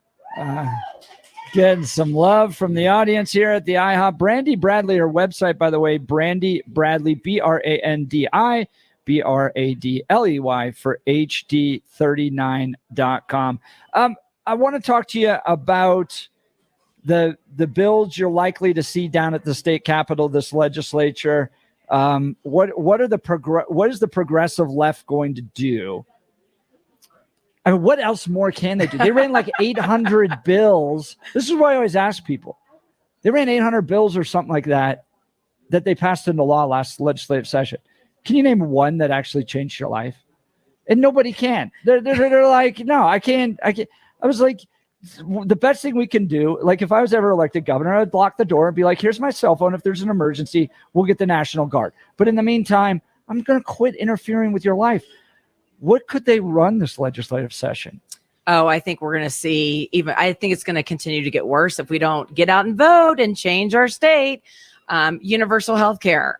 For some reason, that seems to be the end all be all, that if we all got on universal health care, it was going to make it more affordable. I'm a healthcare physical therapist. Yeah. And the Colorado option did nothing to lower healthcare costs.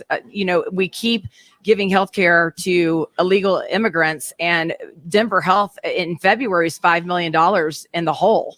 I can't imagine how much money they're in the hole right now. Did you know that there is a federal law that means that if you have a patient in your healthcare system and they don't have a home, you are responsible for their housing? So we can't discharge these patients from Denver Health until you found them housing. Wow. So we're upside down. So universal health care is not going to change anything. I think they're going to continue to go after farmers and ranchers. I think they're going to continue to attack landlords. I think they're going to continue to go after small business owners and what we continue to see. And it's not changing or making anything or life better for the state of Colorado. So the base Democrat voting bloc are college educated women. Now you seem, could be wrong, to be a college educated woman. I don't want to assume your gender. You could be a space rhino. Oh, I'm definitely a woman. Thank you. According to what Billy says. But and the cuttlefish. Yes, the cuttlefish are important. The cuttlefish and the space rhinos. They're the ones that are transgender.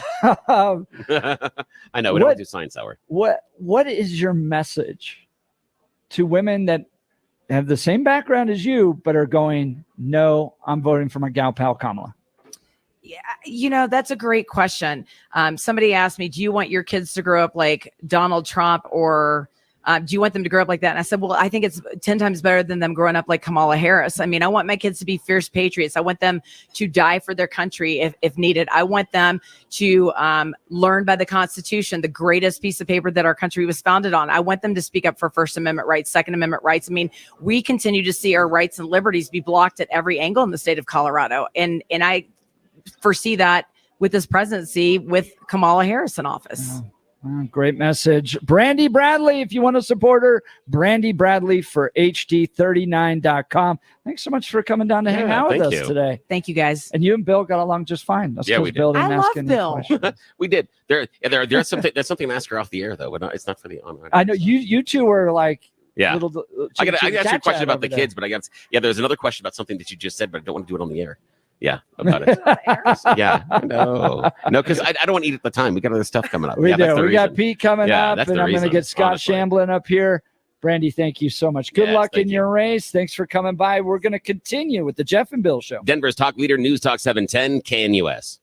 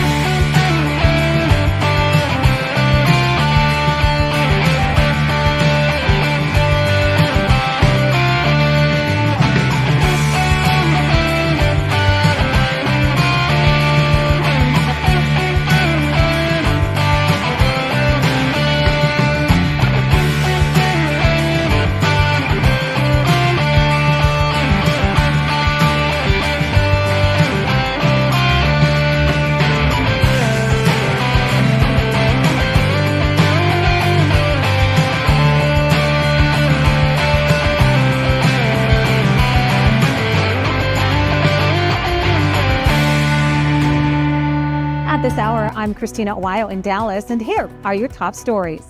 Melania Trump stunned the crowd after making a surprise visit to President Donald Trump's historic rally at Madison Square Garden on Sunday night. The First Lady, who was introduced by Elon Musk and received a standing ovation, sent a message to the crowd saying New York City and America needs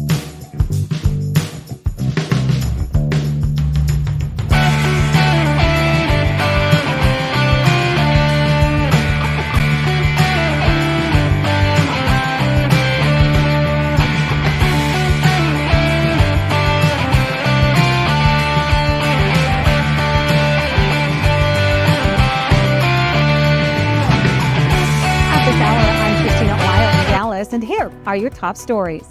Melania Trump stunned the crowd after making a surprise visit to President Donald Trump's historic rally at Madison Square Garden on Sunday night. The First Lady, who was introduced by Elon Musk and received a standing ovation, sent a message to the crowd saying New York City and America needs their magic back. Let us charge together with a shared vision that builds on American greatness. Let's seize this moment and create a country for tomorrow, the future that we deserve.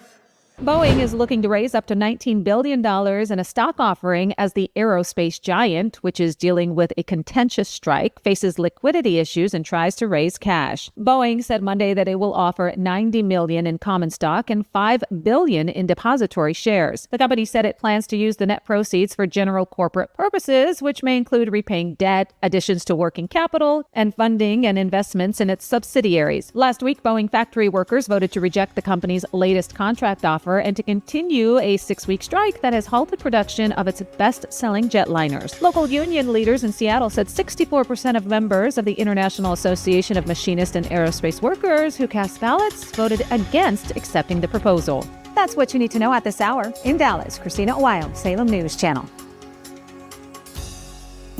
RockyMountainBargains.com, where you'll always pay half price. Why pay retail when you can get what you want at 50% off?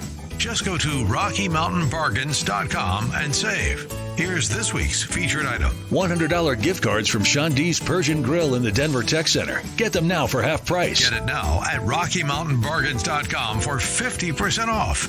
RockyMountainBargains.com, where you always pay half price. Restrictions apply. Go to RockyMountainBargains.com for complete details.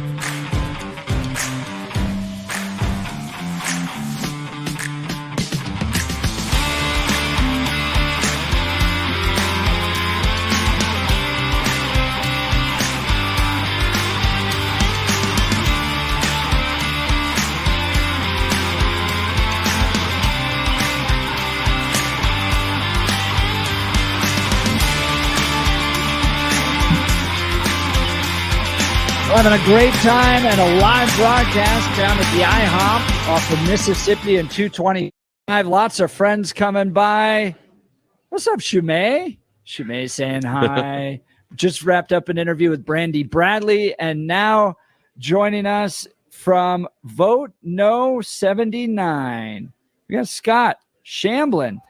Scott, this is the craziest abortion state in America, I think. You got Dr. Hearn up in Colorado. He's killing babies in the 9th month because the parents don't like the sex of the child. I mean, it's just out of control. Now the progressives want to constitutionalize abortion, and in doing so, take away parental notification, force taxpayers to pay for it, and then there could be no future restrictions later. So if people are like, well, maybe the 9-month thing for sex, selective abortions ain't the right thing to be doing to innocent human beings, we're not going to be able to prevent it. So this will push us into a crazy category. But look, the numbers games aren't even close when it comes to donations.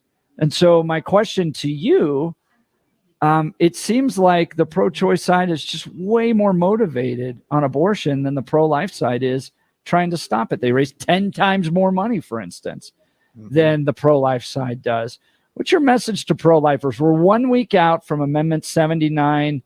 What's your message to them to try to stop this thing from going into our Constitution? Well, first is the easiest. Get out and vote. It's pretty simple. You fill in a little bubble, drop it off in the mail, your Dropbox. But most Christians aren't even voting. And if we simply had the Christians get out to vote no on 79, it'll be killed just like that. Yeah. Well, let's talk to the people out there that maybe don't share our faith traditions, who might be pro-choice, but are like, taxpayer funded. Like, out of all the things we're going to spend our money on, we can't fix roads. We'd spend a whole hour yesterday with Mark Hillman on the fact that our roads are terrible, some of the worst in the country. And we're like, you know what? We're going to spend our precious taxpayer dollars on other people's abortions. Doesn't seem like the best use of our money. Yeah, Amendment 79, for anybody who's unfamiliar, it does 3 primary things. First, it creates the right to abortion for any reason at any time through all 9 months of the pregnancy as a constitutional right.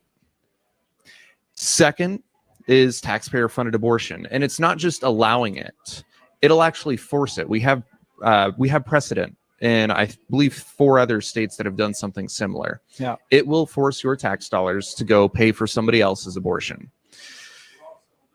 And number 3. It prohibits parental notification of a minor receiving an abortion, which is a big thing, especially for progressives.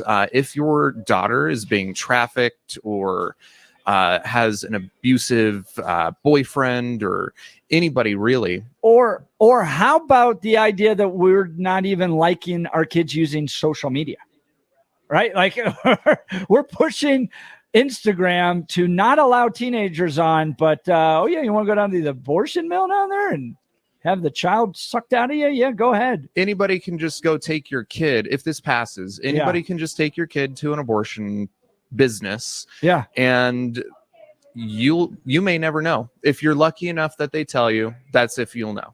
Wow. All right. You got to go to voteno79.com, even if you're pro-choice.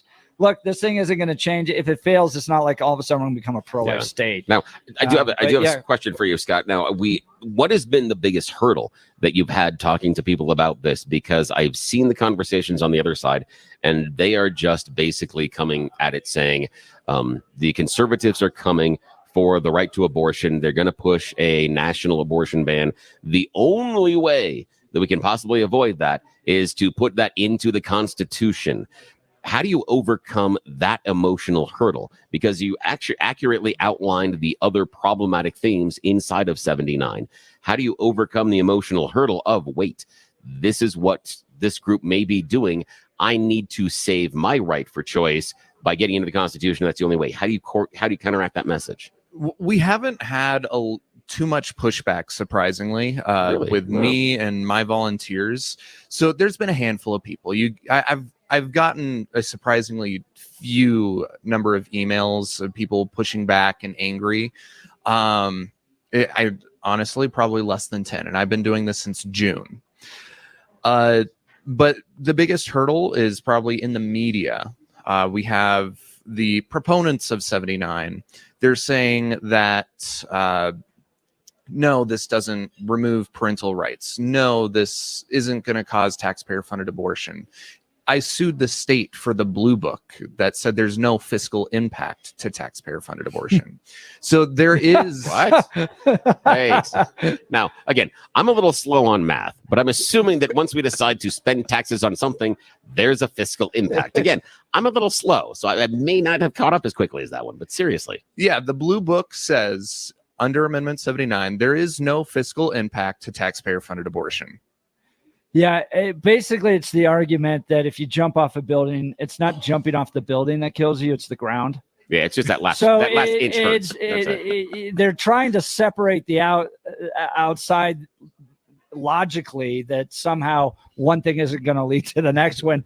They've all done it in other states. So when they've constitutionalized abortion, they've moved into taxpayer funding of abortion. So it's just a specious argument, in my opinion. But to answer your question, that's been the biggest hurdle. Just the misinformation and disinformation from the left, who accuses us of putting out misinformation and disinformation. Scott Shamblin, vote no 79. Thanks so much for not only coming on the air, but swinging by and hanging out with us this morning. Yeah, really appreciate it. Appreciate Join that, them over there, voteno79.com. Great organization. Pete Boyles is up next. He's going to give us some insight into the special election night coverage. Historic. Peter Boyles led election night coverage this upcoming Tuesday. You're not going to want to miss this conversation. You're listening to The Jeff and Bill Show. Denver's talk leader, News Talk 710, KNUS. RockyMountainBargains.com, where you'll always pay half price. Why pay retail when you can get what you want at 50% off? Just go to RockyMountainBargains.com and save. Here's this week's featured item. $100 gift cards from Sean D's Persian Grill in the Denver Tech Center. Get them now for half price. Get it now at RockyMountainBargains.com for 50% off. RockyMountainBargains.com, where you always pay half price. Restrictions apply. Go to RockyMountainBargains.com for complete details.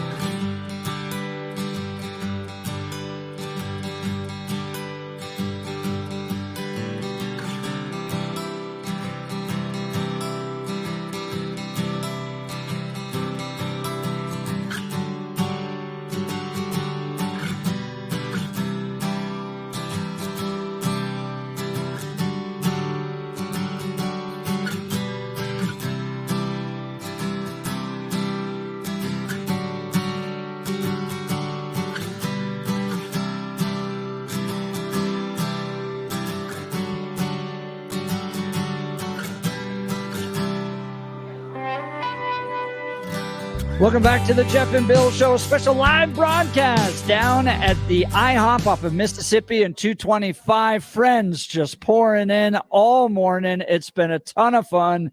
I want to thank John Fabricatori for swinging by, Lauren Boebert for calling in, Representative Brandy Bradley joined us down here, Scott Shamblin, no on 79, Shumate's here, Lynn Cottrell's here. Yes. It's just a ton of fun. Amazing. 1 week before the election, we should do this more regularly because the tension's so high. Yeah. Right. We're at peak candidate. If you don't vote for me, the other guy's going to kill people openly in the street. Yes, exactly. Season of campaign politics. Yeah. And to just come down and have some breakfast was so nice. fantastic. And you and Brandy got along just fine. Oh, yeah, just fine. Although I'm still a little mad at you because you figured out a way to eat. And I have not figured that out. Right. Well, it's because I have you not don't been talk to clever enough. people. I know. I made a beeline That's for the my waitress. I was problem. like, I need this food. It's because the advertisements are wonderful. Oh, it's fantastic. For the food. $6 today. $6. $6. You can still get have breakfast. Brand new. Well, fresh. you got all the way till 10 p.m. tonight. I know. Monday through Friday, $6. They Maybe got just don't French go home. toast. I'll They got just a stay ham and here. cheese omelet. They've got pancakes and bacon and eggs and scrambled eggs. You All still got for half an $6. hour. You get down here and we can give you one of John Fabricatori's books, De-iced, for free. Absolutely for free. if you show up De-iced here. How Open Borders Have Made America Great Again. Oh, no, wait. That's not what the book says. Nicely done. All right. Joining us is the legendary Pete Yes. Boyles. He is going to be captaining the ship for 710 KNUS. Hopefully not towards an iceberg the night of the election. Who knows what what's going to happen to America that night. But starting, is it at 4 p.m. the night of the election? We're not sure. This thing's still coming together. Yeah. But I would think 6 o'clock probably, but certainly 4 o'clock's conceivable. And the other one is, when do you cut it off? Yeah. That's going to be, You and I, or Jeff and I had sat together at lunch Friday. Yeah. And I said, maybe if you fellas came in you pick a time. Yeah. And because we might be in starting at 3 or 4 in the morning. Well, there you go. Yeah. Yeah. And I think that in terms of how the people were put this together, we will know congressional races, we'll know amendments, we'll know, those kinds of things. But the national, Maricopa County is saying it could be a week. And if you remember Pennsylvania. 2020, I don't think they officially called it until Saturday. Saturday, that's right. If I remember correctly. So, Pete, who you got lined up? And well, let me first of all say to Dave Logan and to the late Don Martin and to the late Larry Zimmer, they kind of came up with this concept: was turn the Bronco game on, but turn the sound down and turn. Dave and he worked with all those My legends. parents still do that. Oh, I grew yeah. up with it that way. That's how I prefer to listen. Yeah. So in all the years I've been able to survive, I've never hosted a election night. And so the first person I contacted to work with me, Mike Rosen. Oh, excellent. and Mike, Mike has been in retirement and he's coming out of retirement. And then last night I had a good conversation with Dan Kaplis. Oh, he's going to jump across. Is Dan? He's going to jump across? He's going to come on. Oh, he's the best. Ted Trimble is coming in the studio to co-host. Oh, excellent. Brother Jeff, Patty Calhoun. I mean, Holy cow. I mean, yeah. stars. And so the way I want to structure this, and we'll see, is that like a regular talk show. Yeah, right. With guests, and then The View, but better. as people can't be worse, and then as people at home watch their screens, or Billy has a screen in front of him right now, you can see the results. Yeah. But you and I and all of us have been knocked around the business, and I think what happens with television, with respect, is there's a couple of people on a panel, but they can't say things. No, they can't. You're exactly right. They But can't. Talk radio can say things, and callers can say, and so it's a true experiment, and it's. I love this idea because there is something that they do with the BBC when they're streaming soccer games. That's right. And one of the things they do is they'll pick one game and they get two fans together. So if it's like Arsenal Chelsea, they get one Arsenal fan, they get one Chelsea fan They give them a little bit of beer, but then they let those guys just talk about the game, and it is the most entertaining way to watch the game, and that's what they're going to get with you. Or It's Jerry going to be- or Jerry Springer. Yeah, exactly. It could go either way. It's going to be fans talking about politics and examining it from a Colorado viewpoint, but not giving you the rehash, because you watch the TV shows and they're on a cycle. They know they have to, okay, I'm going to say this for 5 minutes, and if you keep listening to me for another 20 minutes, I'm going to say the same 5 minutes over and over again. But to you and Jeff, and I know you guys are going to be with us by phone that night as well, but you'll start to see what everyone has talked about now for, well, certainly for 4 years. Yeah. And you'll start to see, how is this going to come together? You know, the last great expectation was the Red Tsunami. Well, it didn't happen. Yeah. And so now, and I'm reading Bob Woodward's book, War, right now, about Biden and what was going on in Ukraine, what's going on in the Middle East. And it's alarming. But, you know, it's kind of like we will see everything locally. Like my family and I, hunting cats. Yeah. I mean, that's really the only one I want. I just those kinds of things. But by and large, we'll sit here and we'll check them off. But you think with the power of Rosen coming out to talk, I mean, it's going to be wonderful. And Patty's great, and Dick Wadhams will be with us. I'd like to hear what Dick thinks about that state party email that came out about him the other day. Boy, that's a little. Oh, and to be the former chairman of an organization that sends out an email condemning you. Sure. Yeah. Holy cow. But that's what's happened with that Civil War. Yeah. It's not just an idea of I oppose you intellectually. That's a bloodbath at this point. And I don't know, Jeffrey, you've knocked around this a long time. Billy and I have watched it. I don't know how this comes out. I don't know either. And it continues until someone finds a way to win, because Civil War, at least in this case, is driven a lot by losing, right? It's kind of like with the Broncos losing, you start to blame the water boy. You're like, well, it's everybody's his fault. It's his fault. It's his fault. Sure. And that's what's happening in the state party. Everyone's blaming each other.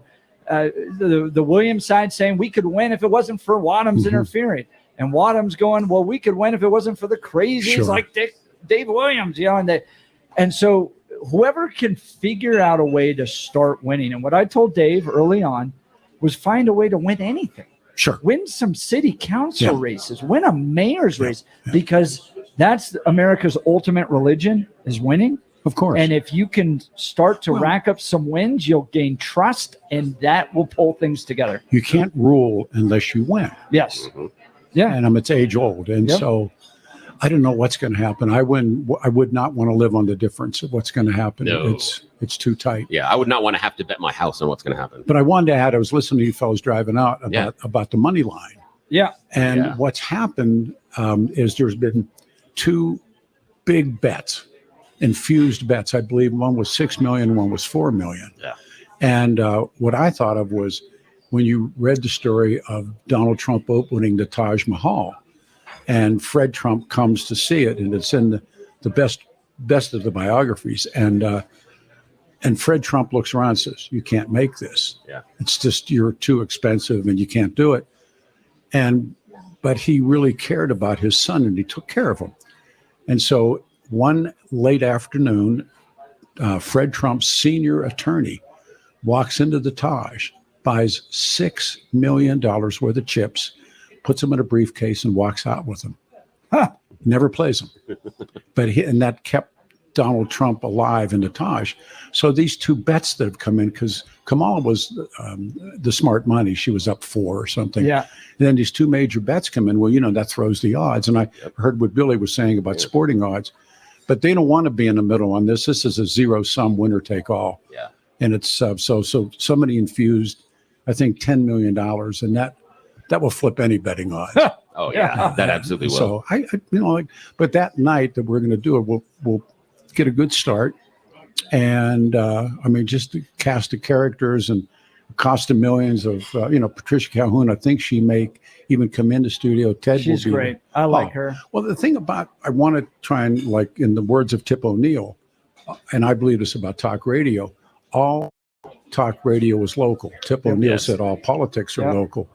And so I heard you open with the National this morning. I was going to the gym, what I think is the national stuff is out of our hands. Yeah. The local stuff is what we kind of want to know. Yeah. And so, but we'll see. I mean, it could. Oh, Brother Jeff's going to be with us That's too. going to be wonderful. Yeah. So, I mean, hey, listen. And we've got a lot of stuff. We got a lot of initiatives. There are a lot of things. We just talked to Scott Chambliss about the idea of whether or not abortion is going to be put into the Constitution. So there are a lot of local issues. And also, I think that when you're talking about the local Civil War, what Dave Williams is able to do or unable to do also plays into it. And so that's why we got to talk local that night. So. Uh-oh. They just banged the thing. There you go. Just knocked it out. Yeah. Been around radio much, Peter? Yeah, exactly. Hardly at all. Time to wrap up, I guess. Okay.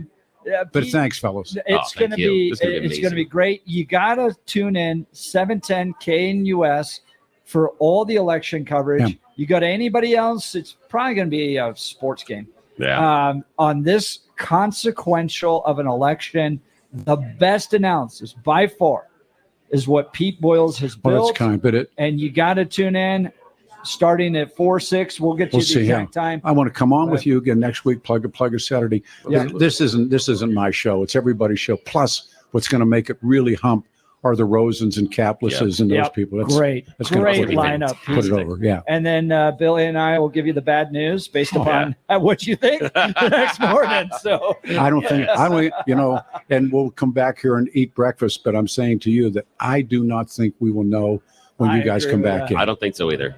I agree. So, Pete, thanks so much. Thank you, it's guys. been an absolutely fantastic show. If you missed any of it, go to 710knus.com. We started with Aaron Rial analyzing just the growing heart attacks and anxiety taking place as a result of this election. Lauren Boebert joined us, as well as Chaim Goldberg, live from Israel, giving us an update on how our Jewish friends are doing. And then we've had John Fabricatori in studio. Bradley. We've had Brandy Bradley, Scott Shamblin, so many good friends coming by. It's been an absolutely fantastic show. If you missed any of it, go to 710knus.com. Yeah, I'm going to go eat breakfast now. I'm tired of this. Jeff ate earlier, and I'm so hungry. Oh, this has been fantastic. Thanks, everybody, for coming out and spending time with us. You're we listening appreciate all to of you. The Jeff and Bill Show. We are Denver's talk leader. You know who we are. 710 KNUS.